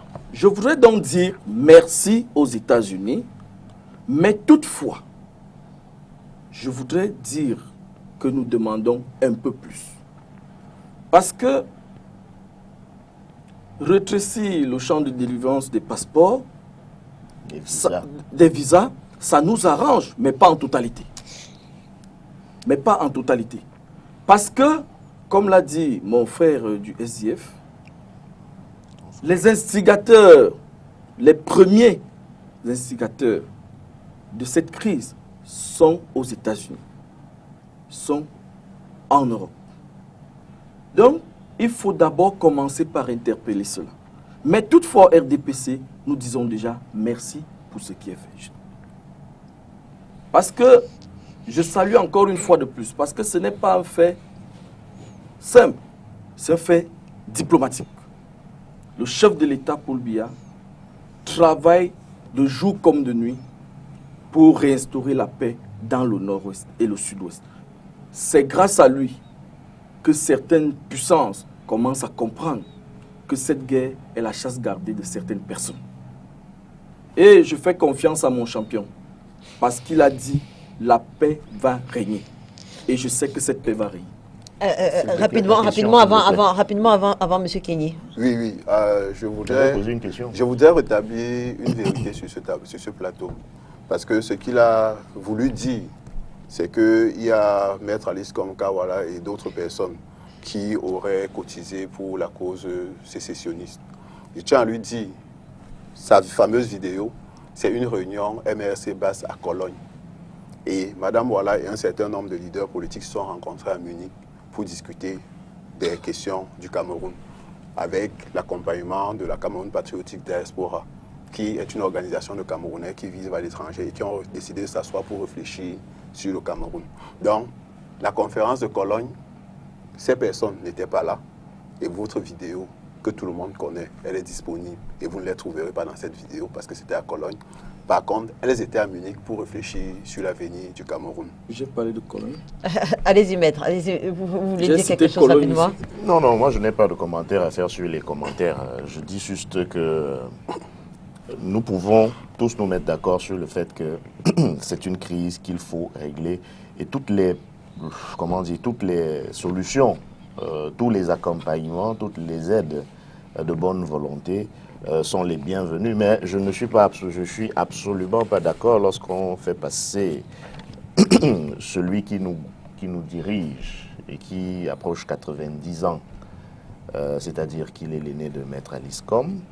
Je ne peux pas accepter que l'on le fasse passer pour un mendiant de la paix, lui qui a, alors qu'il n'était même pas encore au Cameroun, déclaré la guerre. On ne déclare pas la guerre à son propre peuple, cela ne se fait pas. Et quand je dis cela ne se fait pas, c'est au sens mathématique du terme, cela ne se peut pas. On ne fait pas la guerre contre son propre peuple. On ne prend pas un mandat sur des gens pour aller les combattre. On prend un mandat auprès des gens pour les servir. On les sert, on ne les combat pas. Et je note, parce que la décence publique voudrait également que l'on ne laisse pas traîner des insinuations malsaines. Je note que M. Yenga n'a pas eu la décence de donner le contenu des propos qu'il a voulu, injurieux à mon endroit, parce que je crois que c'est comme ça qu'il faut comprendre ça, à défaut de les avoir expliqués, pardon, à défaut de les avoir expliqués lui-même. À défaut d'expliquer lui-même ce qu'il a voulu dire par avocat du plateau, je ne peux en avoir qu'une insinuation. Et je considère qu'il s'agit d'une insinuation injurieuse. Je note donc que M. Yenga n'a pas eu le courage et la décence de donner un contenu à ce qu'il a indiqué. La parole ici. Et je considère que sur votre plateau, Roland Diouf, même pas Maître Roland Diouf, a été injurié. Non, et la profession à laquelle il appartient l'a été également. Non, mais je ne pense oui, pas. Quand vous dites démons, quand vous mettez les démons, c'est pas une injure. Je ne pense pas que c'était le contenu. Quand vous me traitez les démons, c'est pas une injure. On a des démons en vous, pas vous. Non, non, non. Vous êtes aussi devenu son avocat. Puisqu'il vous défend, à toutefois, quand je prends la parole, il a l'art de choisir. Vous revenez. Il a l'art de choisir. Je veux vous dire, monsieur. Et donc, je n'avais pas terminé avant que vous ne m'ayez interrompu. Oui. C'est ce qu'on vous reproche, parce que vous faites semblant de ne pas comprendre. Nous vous reprochons aussi. Oui, vous faites semblant, avant de me reprocher, laissez que je finisse mon reproche. Vous voyez, c'est plus simple comme ça, c'est plus courtois, c'est même plus intelligent. Je disais que ce qu'on vous reproche, que vous semblez ne pas vouloir comprendre, c'est d'interrompre les gens alors qu'ils n'ont pas fini de dire ce qu'ils ont à dire et de vous substituer à cette dame qui, je crois, dirige de main de maître son plateau. Que c'est vous qui dirigez. Vous insistez encore. J'ai la parole, elle ne me l'a pas encore retirée. Si elle me retire la parole, je me tais immédiatement. Messieurs, je vous en prie, on va passer au dernier sujet. Merci, Maître Roland Diouf. Merci, monsieur Yenga. À la faveur d'une ordonnance du président de la République signée lundi dernier, le budget 2021 de l'État du Cameroun a été revu à la hausse. Ainsi, l'enveloppe globale passe de 4 865,2 milliards de francs CFA à 5 235,2 milliards de francs CFA. Une révision du budget qui a justement une incidence sur le prix de délivrance des passeports au Cameroun, qui lui également passe de 75 000 francs à 110 000 francs. Revenons d'abord sur la révision en elle-même. Il faut dire que cette ordonnance comporte... comment est-ce que vous expliquez la récurrence ces dernières années des ordonnances modifiant justement le budget de l'État du Cameroun, Monsieur Kini? Oui, merci Madame Leila.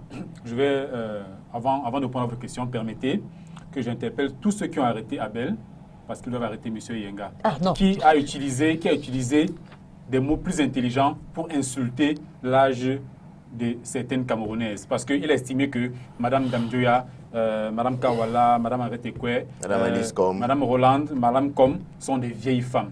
Il utilisait des mots très intelligents pour dire que certains organes ne fonctionnaient plus très bien. Et j'espère que ceux qui ont arrêté Abel parce qu'il utilisait des mots certes crus auront... revenons à la récurrence, des ordonnances. Comme on est dans un pays où les choses marchent à double vitesse, que lui, il a un passe-droit, il ne sera pas arrêté. Revenons justement à la récurrence des ordonnances modifiant justement le budget de l'État du Cameroun. Vous allez dire que vous avez insulté. Donc, pour revenir à cette récurrence des ordonnances, il faut dire que le Cameroun est dirigé par des personnes qui ne maîtrisent plus rien.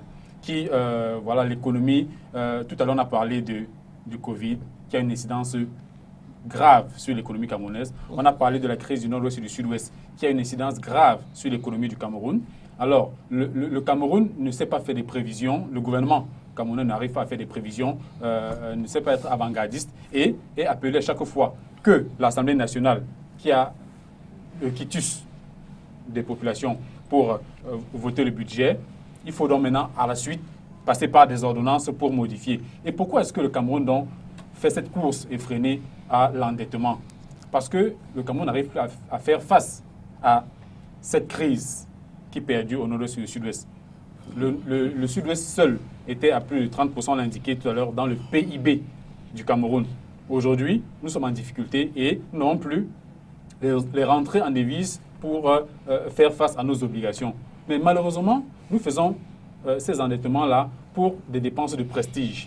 Parce qu'il faut que le Cameroun organise aussi, sous Paul Biya, une canne. On va construire des stades alors que la FECAFOOT ne fonctionne pas du tout, alors qu'il n'y a rien. On va construire des stades, on va détourner de l'argent, près de 3 000 milliards engagés dans la construction des stades qui ne sont pas jusqu'aujourd'hui achevés. Qui va rembourser cet argent? Alors que pour construire ces stades, on a acheté des sacs de ciment à 16 500 francs. Qui va rembourser cela? On a acheté des camions de sable à 700 000 francs. Qui va rembourser cet argent? Donc, on va prendre des ordonnances pour que le Cameroun aille emprunter de l'argent aux organisations internationales qui vont par la suite nous exiger des réformes qui vont s'abattre sur les fonctionnaires à travers les programmes d'ajustement structurel. Donc voilà cette recrudescence des ordonnances-là pourrit la vie des Camerounais. Parce que cet argent qu'on va prendre n'est pas un endettement producteur de richesse. Parce que si cet argent qu'on allait chercher au FMI, à la Banque mondiale et partout ailleurs, permettait de produire la richesse, à terme, cette richesse produite devait permettre de rembourser la dette. Mais lorsqu'on prend cet argent et que cet argent est par la suite détourné, ou alors lorsque ça sert à des dépenses de prestige, à la fin, il va falloir rembourser, aller encore emprunter de l'argent pour rembourser cette dette. C'est le cas de l'ordonnance actuelle. Donc, on se retrouve finalement dans un imbroglio où l'État du Cameroun va continuer à emprunter de l'argent que les pauvres Camerounais vont demain venir rembourser. Et cette spirale infernale-là ne peut conduire qu'à aggraver la situation des Camerounais et à assécher le panier de la ménagère. Donc nous pensons que cet endettement irresponsable doit cesser. C'est pourquoi aujourd'hui, vous avez tout à l'heure fait allusion à la hausse du passeport, du prix du passeport. On en parle en deuxième partie de ce sujet. Voilà, donc cet endettement-là aura des conséquences sur la hausse des biens et c'est à travers les mécanismes de taxation, de la hausse des taxes, de la hausse des impôts, que le Cameroun parviendra à rembourser cette dette. Donc, conséquence, le Camerounais qui peine chaque jour à assurer sa survie quotidienne va encore plus souffrir parce qu'il faudra rembourser de l'argent que quelques individus ont pris pour distribuer à leurs petits Éric Pilab, dans notre contexte économique marqué par le ralentissement de l'activité économique, comment est-ce qu'il faut comprendre le fait de relever des poches de dépenses comme le fonds Covid qui passe, je crois, de 180 milliards de francs CFA à 200 milliards de francs CFA? De 150 à 200 milliards, madame. En tout cas, ce que je vais dire, c'est que déjà, cette ordonnance n'est pas la première de l'année. Au mois de mai, il y a eu une ordonnance pour autoriser au ministre des Finances à emprunter de l'argent. Et justement, cette ordonnance, pour être précis, parce que c'est vrai que le budget a augmenté de 370 milliards, mais la réalité, c'est que l'État du Cameroun a bénéficié d'un emprunt de 450 milliards de francs CFA. Donc, lorsqu'on a bénéficié de cet emprunt, ou bien qu'on souhaite, on va sûrement bénéficier d'un emprunt de 450 milliards de francs CFA. On a également perdu un certain nombre de choses qu'on aurait dû. Je crois qu'au niveau des dons, on avait prévu que la communauté internationale devait nous faire un certain nombre de dons. On a réduit ces dons-là. Le passeport dont on est en train de parler, l'augmentation du prix du passeport n'apporte rien à ce budget.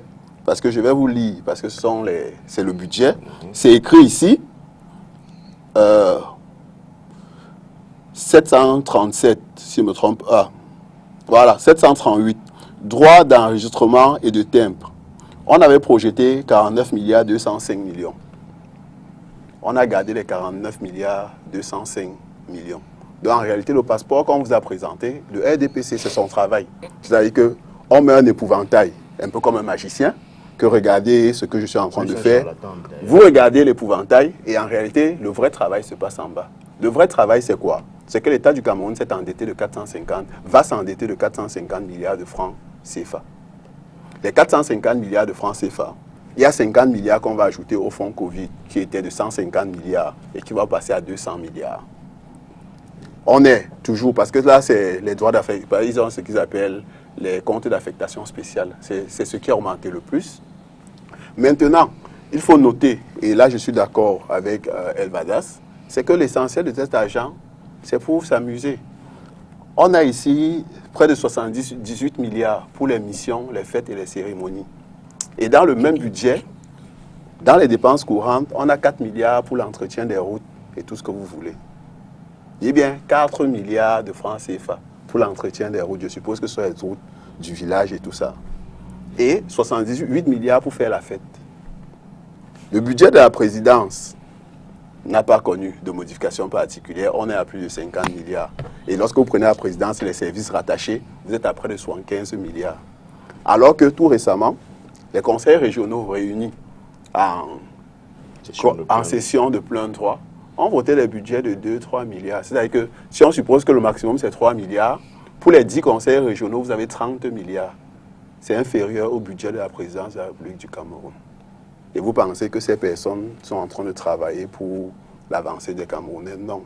Madame Leila, cette loi était essentiellement pour endetter un peu plus les Camerounais. L'affaire du passeport qu'on a mis en avant, c'est un projet qui est là depuis un certain nombre de temps et n'a aucun impact, aucune incidence sur le budget qu'eux-mêmes ils ont proposé.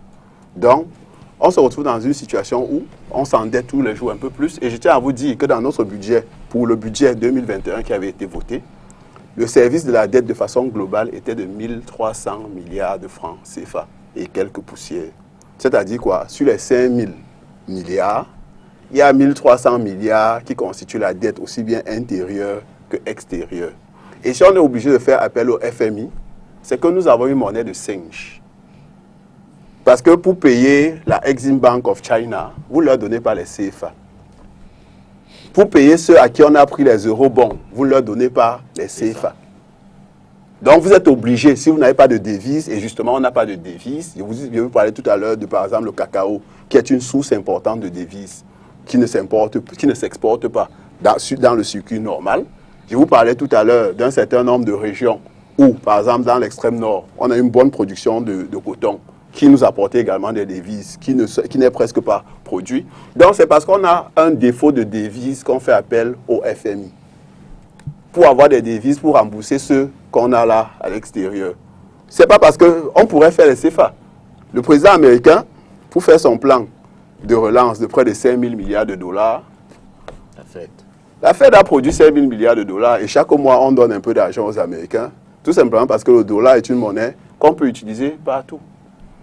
Si quelqu'un veut vendre son cacao, si on lui donne les dollars, il prend, peu importe le pays dans lequel il est. Surtout qu'il y a même des pays africains qui aujourd'hui fonctionnent avec le dollar. Vous allez en RDC, c'est le dollar. Vous allez au Zimbabwe, c'est le dollar.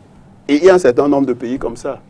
Donc, ce qu'il faut noter, c'est que notre gouvernement a décidé d'entrer dans un endettement excessif. Compulsif même. Or, il y a aussi des possibilités parce que, comme tout individu, vous et moi, lorsque j'ai des contraintes budgétaires, je peux aussi décider de réduire mon train de vie. Et ce que nous demandons justement à l'État du Cameroun, c'est de réduire son train de vie. On ne peut pas continuer à acheter une voiture de 40-80 millions pour donner aux autorités administratives. On pourra acheter une voiture de 20 millions. Il y a des berlines de 20 millions qui sont climatisées et qui fonctionnent bien. On pourrait, au lieu de donner 600 millions de carburant à 150 personnes, on pourrait leur donner, je ne sais pas, 100 millions de carburant. Et on pourrait faire comme ça, au lieu d'avoir des frais de mission qu'on donne à tout va, comme vous avez dit, frais de mission, cérémonie et tout ça, c'est 78 milliards de francs CFA. On peut réduire, donc lorsqu'on a des problèmes, au lieu de garder un train de vie princier, on réduit son train de vie et on serre la ceinture, sauf que on dit serrer la ceinture, c'est pour le Camerounais qui souffre déjà. Monsieur Eyenga, Monsieur Kenyé parlait tout à l'heure des conséquences sur la vie des Camerounais. Est-ce qu'on doit s'attendre à plus de pression? Vous savez, les Camerounais ont l'art oratoire.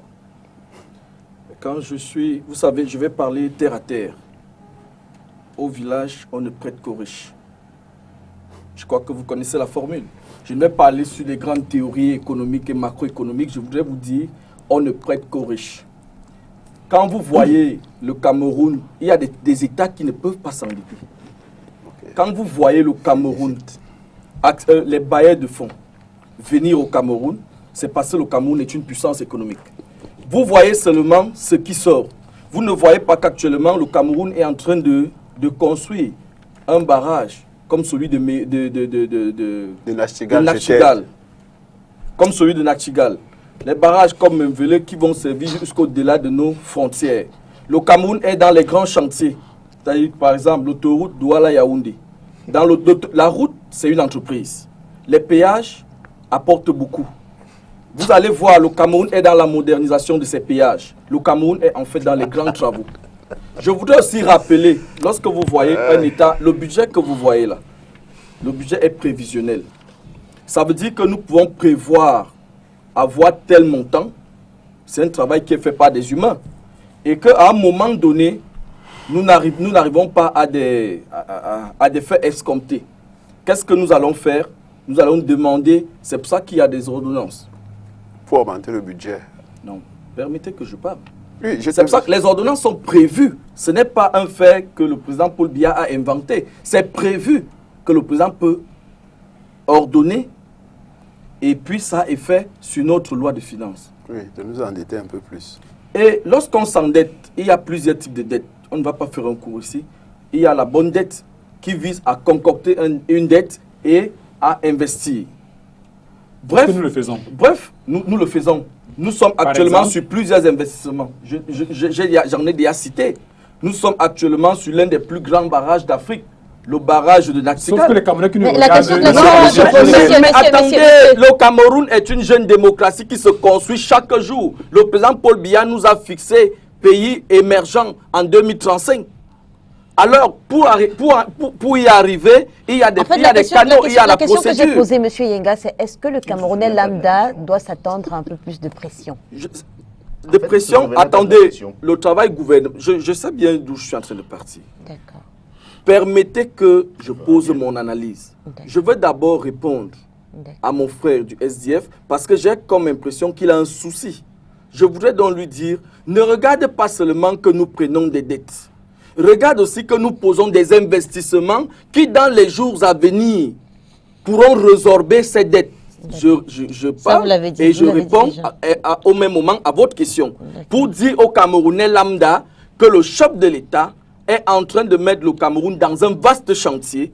Et lorsque ces chantiers seront clos, ces chantiers vont résorber ces dettes, ces multiples Alors, dettes. M. Pillap a quand même souligné un certain nombre d'éléments qui laissent penser que le train de vie de l'État serait élevé.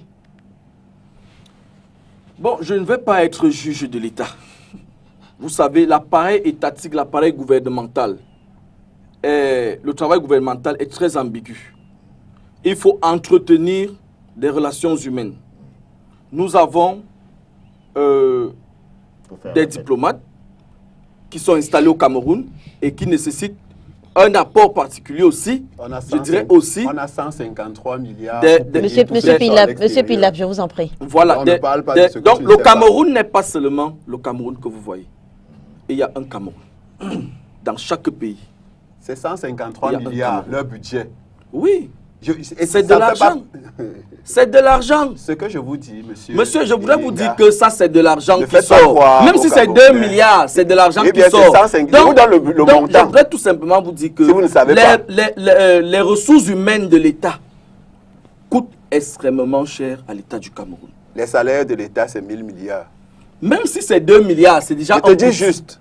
Et il faut donc le noter aussi, parce que comme vous parlez de salaire... pour payer les salaires de l'État, c'est ça? On ne s'est jamais endetté pour payer les salaires de l'État. Au contraire, c'est lui qui a invoqué le plan.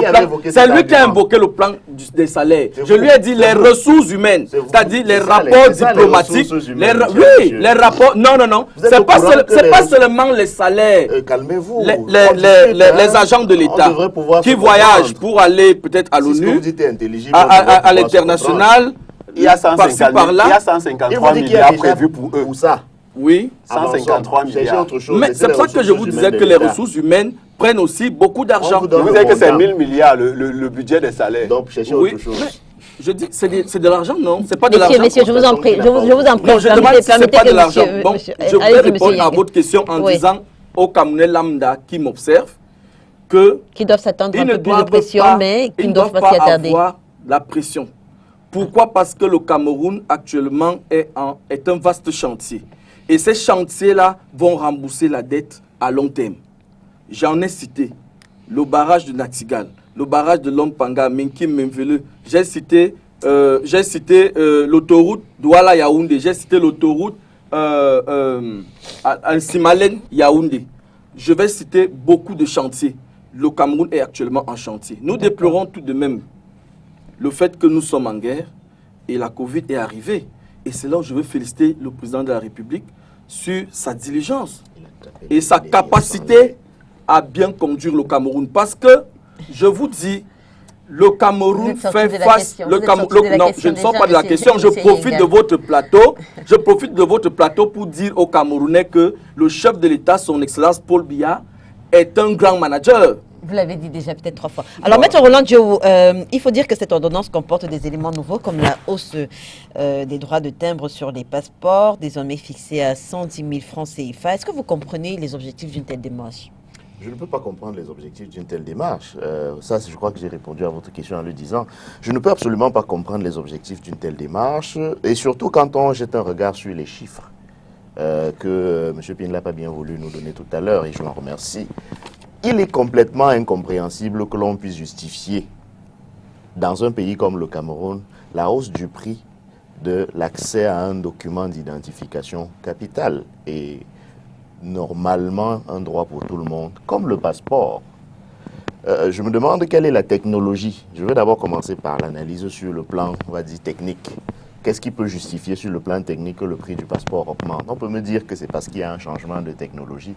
Mais est-ce que la technologie qui va être utilisée au Cameroun est meilleure que celle des pays qui produisent cette technologie où le passeport revient au tiers du prix de ce qu'on a au Cameroun? Et même pas ces pays-là, le Sénégal, qui ne dispose pas d'une technologie propre de fabrication des passeports, les fait à 30 000 francs, si mes informations sont exactes. Qu'est-ce qui justifierait qu'au Cameroun, on fasse des passeports à 110 000 francs, sans être certain du reste que ce sera avec la célérité qu'on attend?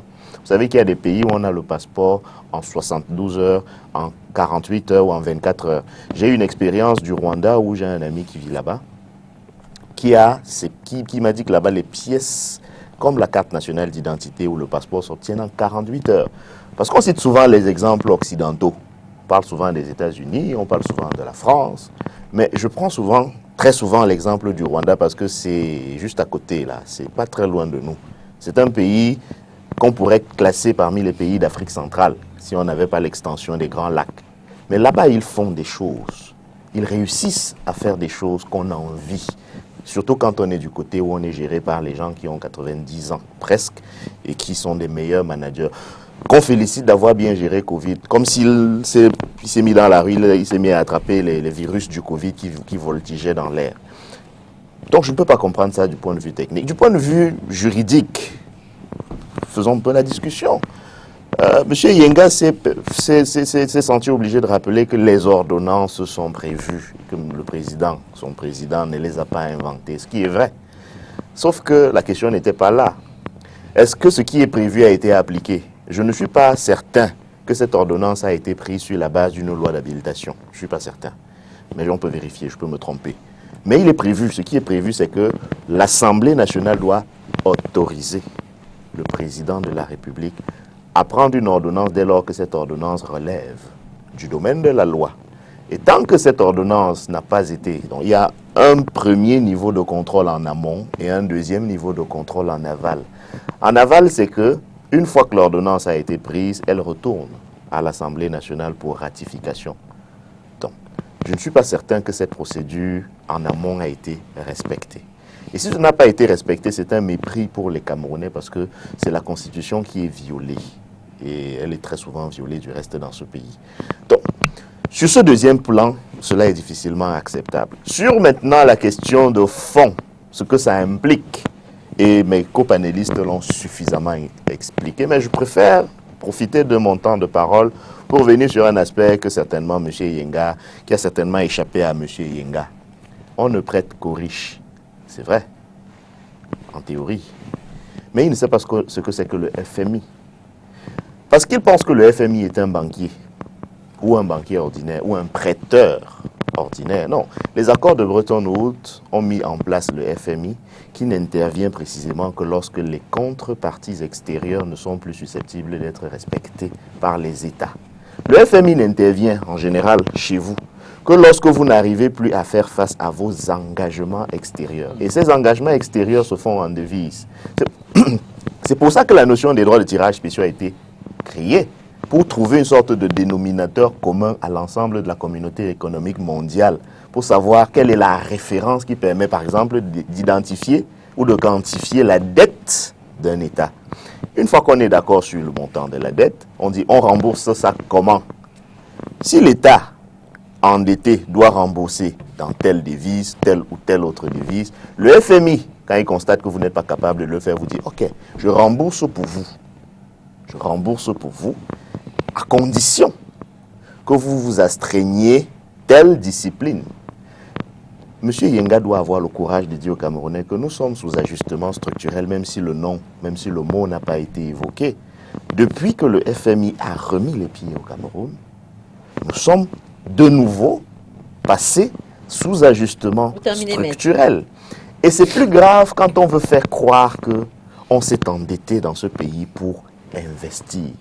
À l'échelle d'un ménage, qui est l'illustration qui permet peut-être de mieux comprendre, quand vous achetez un véhicule, est-ce que c'est un investissement ou est-ce que c'est un équipement? Parce qu'au Cameroun, quand on fait une dépense d'un certain montant, on appelle ça un investissement. Mais techniquement parlant, c'est surtout un bien, c'est surtout un équipement.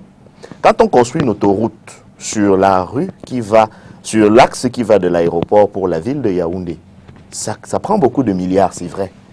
Est-ce que c'est un investissement du point de vue économique ou bien est-ce que c'est un équipement? Pour savoir si c'est l'un ou l'autre, posez-vous la question, qu'est-ce que ça rapporte?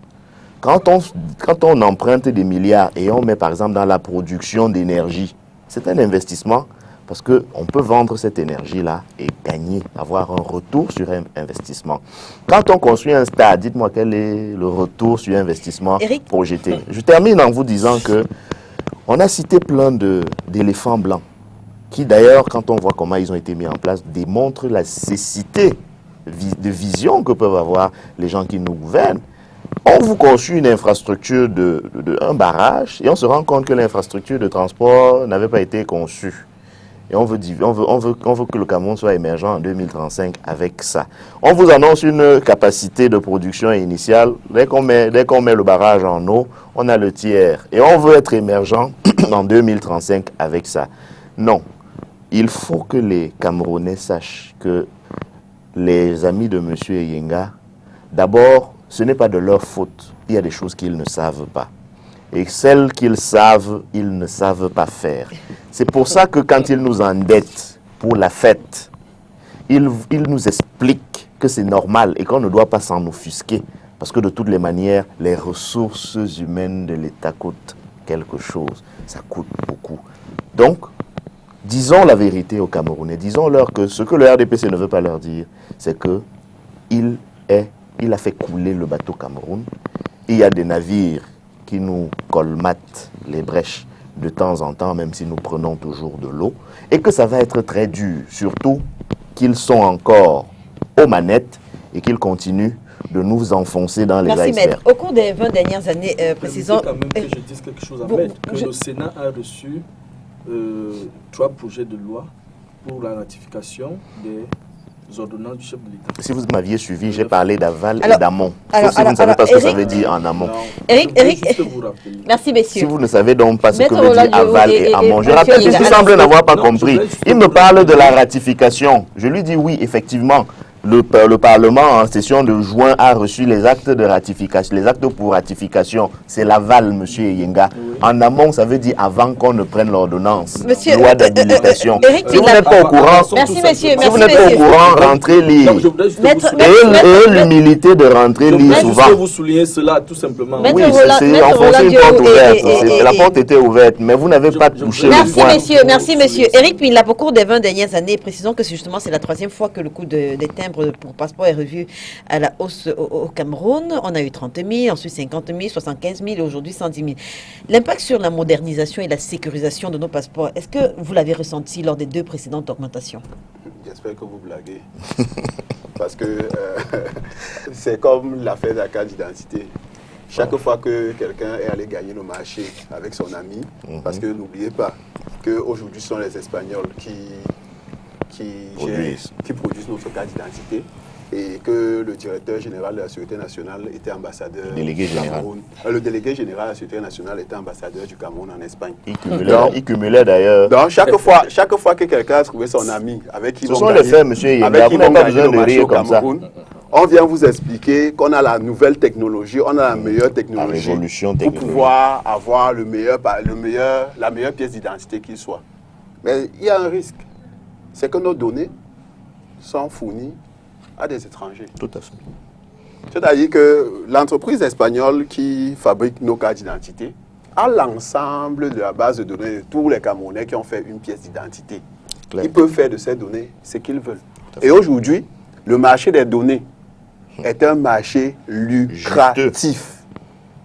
Parce qu'avec les données à carte d'identité, vous savez quelles sont les tranches d'âge, quels sont les métiers exercés, tout ce que vous voulez sur un échantillon considérable. C'est-à-dire que tous les adultes camerounais, vous avez leurs données stockées quelque part. Données biométriques. En plus. C'est même pas l'affaire qu'on faisait avant avec le carton. Données biométriques. Parce que lorsque vous allez faire la carte d'identité, je suis allé le faire il y a de ça quelques mois, on vous filme, on prend vos empreintes, ainsi de suite. Vous signez. Donc, c'est stocké quelque part. Et c'est stocké par qui? Par un pays étranger. C'est certes un pays ami, mais c'est un pays étranger. Et tiens à vous dire que les États-Unis ont espionné tous les Européens, jusqu'à espionner le téléphone de la chancelière allemande. Ce sont des amis. Donc, on prend toutes nos données qu'on donne à des étrangers. Or, en 2021, nous avons des Camerounais qui peuvent produire sur place des passeports sécurisés. Là, je le dis parce que c'est juste à chercher les appareils. On a la compétence pour produire nos passeports sur place. Ça, c'est ce que je voulais dire. Et ce que je disais également, c'est que ces affaires de passeport, franchement, sans vous mentir, c'est l'éventail qu'on a mis. Le vrai problème, c'est la dette de l'État du Cameroun. Et je reviens dessus pour dire à M. Yenga que pour vérifier si un pays est crédible, on regarde le taux d'intérêt auquel on lui prête de l'argent. La France prête de l'argent au taux presque zéro. Les États-Unis prêtent de l'argent au taux presque zéro. Le Cameroun est à 4, 3, ainsi de suite. C'est ça la réalité. Lorsque vous allez sur le marché de la dette, c'est le taux d'intérêt qui paie. Tout le monde trouve l'argent. Tout le monde. Même la Somalie trouve de l'argent sur les marchés financiers. Sauf que... Même le Somaliland, pour dire les pays qui n'ont pas d'existence. Voilà. Moins tu es crédible, plus le taux d'intérêt est élevé.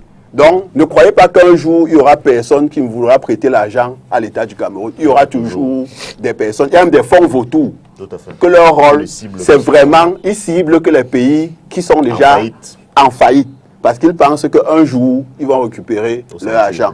Maintenant, pour finir, sur vos affaires de projet, on prête de l'argent pour les projets. Je tiens à vous dire que EDC devait construire au niveau de Lompanga une usine à pied de 30 mégawatts. Jusqu'aujourd'hui, moi, la région de l'Est me tient particulièrement à cœur. Jusqu'aujourd'hui, cette usine de pied de 30 mégawatts n'est pas construite. J'étais récemment en Ngaoundéré et au barrage de Mini-Warak, 75 mégawatts, qui était supposé commencer en 2011 lorsqu'on faisait la campagne. C'est encore supposé commencer en 2018 parce qu'on faisait la campagne, qui est à l'arrêt. Il y a un camp qu'on a construit, il y a des ouvriers là-bas qui sont de nationalité étrangère et qui sont là, qui ne foutent rien. Il y a des populations qui vont mourir là-bas sans avoir leurs indemnisations. Non, c'est les ressources humaines de l'État. Donc, c'est pour vous dire que c'est un projet de 75 mégawatts. Là-bas, il n'y a pas d'électricité. Ce n'est pas qu'on coupe la lumière. Vous êtes toujours dans le sujet? Je suis dans le sujet. Ce sont les projets. C'est l'argent qu'on a prêté et pour un projet qu'on n'a pas réalisé. Je ne vais pas te parler, je ne vous parlerai pas de l'autoroute Douala. L'autoroute Douala-Yaoundé, c'est près de 260 km. Aujourd'hui, on est à 60 km. Eh bien, on est à 60 depuis près de 10 ans. Alors que le financement a été consenti avec la Exim Bank of China. C'est l'argent qu'on a pris. On veut faire la bretelle pour la région. Je vais te parler, je vais parler des péages. On va parler de quoi et laisser quoi? Dites-moi un peu. Les péages, ça nous sert à quoi? Je tiens à vous dire qu'en 2016, le chairman John Fungi est allé dire qu'on arrête le péage au niveau de Santa. Parce que la route Bamenda ne passait pas. Mais on prenait le péage tous les jours. Le péage n'existe plus. Parce qu'en réalité, on ne peut pas prélever de l'argent aux Camerounais pour entretenir des routes. Et on ne voit pas les routes qui sont entretenues. La double peine. Les zones qui ont le plus de problèmes, c'est les zones les plus proches des péages. Monsieur... Non, ce que je vais vous dire, c'est que nous nous endettons pour jouer, pour boire du champagne, pour acheter les champagnes pour 1 milliard. Nous nous endettons pour acheter de belles voitures, acheter une voiture de 300 millions. Nous nous endettons essentiellement pour mener une belle vie. Les investissements qui doivent être faits ne sont pas faits. C'est pourquoi nous n'avons pas atteint les objectifs qui étaient prévus dans le DSCE. Et aujourd'hui, on a lancé la SND 30. C'est quoi? La Stratégie nationale de développement 2030. Je tiens à vous dire que pour le moment, on est encore mal parti pour atteindre ces objectifs. Mais seulement on passe autant à endetter les Camerounais. Et c'est le petit Camerounais qui souffre. Alors, qu'est-ce qui peut justifier, M. Eyenga, avant M. Kenya, qu'est-ce qui peut justifier que comparativement à des pays ouest-africains comme le Sénégal, le Togo, ou même encore la Côte d'Ivoire, où le coût du passeport varie entre 20 et 30 000 et le document est délivré en 2 semaines, qu'au Cameroun, il est pratiquement 3 fois plus cher pour des délais de délivrance de 3 mois? Je n'aime pas parler de comparaison parce que comparaison n'est pas raison. Je voudrais parler de ce qui se passe au Cameroun. Nous avons suivi que le passeport est passé de 75 000, va passer de 75 000 francs à 110 000 dès le 1er juillet. Je crois que ce que moi je salue dans ça, c'est l'optimisation, c'est-à-dire que la capacité à pouvoir nous sortir plusieurs passeports et à l'intervalle de temps très réduit. Attendons de voir. N'est-ce pas? C'est tout ce que je salue dans cette affaire. Qui a été faite. Oui, dans cette affaire de passeport. Maintenant, par rapport à mon frère qui parle de Mini Waraka et autres, quand vous parlez, j'ai comme impression j'ai comme impression que nous ne vivons pas tous au Cameroun. Puisque j'étais sur le chantier il y a moins de mois. Attendez. Vous ne pouvez pas seulement citer des projets qui réussissent, des projets qui ne réussissent pas, sans citer les employés sont en grève. Attendez quand même que je vous parle. Est-ce que vous savez bien que là-bas au nord, nous faisons face? C'est dans la Damawa, monsieur. Attendez, je vous dis, c'est dans la Damawa. Attendez, je vous parle des grands foyers. Permettez quand même que je parle. Non, ne parlez pas de ce que vous ne savez pas. Des grands foyers d'instabilité du Cameroun. Au nord, nous avons Boko Haram. À l'est, nous avons les anti-Balaka. Au nord-ouest, non, je suis en train de vous dire, monsieur, permettez-moi que je parle. Non, ne parlez pas. Permettez-moi que je vous dise que... Là, maintenant, vous m'arrachez la parole. Je vous arrache la parole. Je vous dis donc que il est bien normal. Il est bien normal que nous ne réussissons pas les projets à 100%. Pourquoi? Parce que le Cameroun fait front à des multiples attaques. Donc vous ne pouvez pas venir sur le plateau seulement présenter aux Camerounais ce qui n'a pas marché. Je vous dis donc que c'est bien normal. C'est donc bien normal. Ils ne foutent rien. Ça s'explique bel et bien parce que le Cameroun fait front à plusieurs problèmes. Partant de Boko Haram, anti-Baraka, sécessionnistes et même la Covid-19 qui est venue s'ajouter. Donc il est bien normal qu'à un moment donné, nous ne puissions pas atteindre des objectifs escomptés. Permettez quand même que quand vous étiez en train de parler... Non, attendez. Quand vous étiez en train de parler, je ne vous ai pas coupé. Je voudrais expliquer aux Camerounais que c'est bien normal que le Cameroun n'atteint pas tous les objectifs escomptés, tout simplement parce que le Cameroun fait face à des multiples attaques. Permettez, avant de sortir que M. Dans l'étendue des territoires. Je ne dis pas que... Merci, messieurs. Permettez que monsieur Kenyé dise un mot sur le passeport qui passe de 100 Parce que vous venez ici, à 110 000 le travail gouvernemental, là, même si on vous le donne, ça ne va, Monsieur ça va Yenga, aller je nulle vous en part. prie. On est arrivé Nous au voyons thème. d'abord comment vous gérez vos partis politiques. Monsieur Yenga. Ça se voit. Monsieur Yenga. Des graissements de dents par-ci, par-là, Monsieur même à Yenga, l'intérieur je du vous parti rappelle à politique. l'ordre. Permettez que monsieur Kenyé dise un mot et on sort de cette émission. Allez-y sur le passeport qui passe désormais à 110 000 francs CFA. Écoutez, le Cameroun est incapable de produire un carton de CNI en un an, parce que les Camerounais attendent leur CNI depuis un an, et on nous fait croire qu'en 48 heures, on va pouvoir produire un passeport qui a plusieurs feuillets. Je voulais vous rappeler que ça fait quand même 60 ans, près de 60 ans que le Cameroun se dit indépendant, et on n'est pas capable de produire un livret. Et pour produire un livret, il faudra débourser 110 000 francs. Je voudrais relever que les 48 heures dont on nous brandit aujourd'hui pour justifier la célérité d'approcher ce passeport, c'est archi faux parce que les 48 heures prennent effet à partir de l'enrôlement physique. Or, entre l'enrôlement numérique qui va se faire à travers le portail Internet et l'enrôlement physique, on ne définit pas le temps qui va se passer à cette période-là. Sauf qu'avant l'enrôlement, avant cet enrôlement-là, il faudra déjà payer les droits de timbre. Et ce passeport votre demande peut être rejetée. Et votre demande sera rejetée quand vous avez déjà payé. Comment est-ce qu'on va vous rembourser? Donc, 48 heures déjà, ce n'est pas vrai parce que 48 heures prennent effet à partir de l'acceptation de votre demande. Donc, vous pouvez passer 6 mois à demander.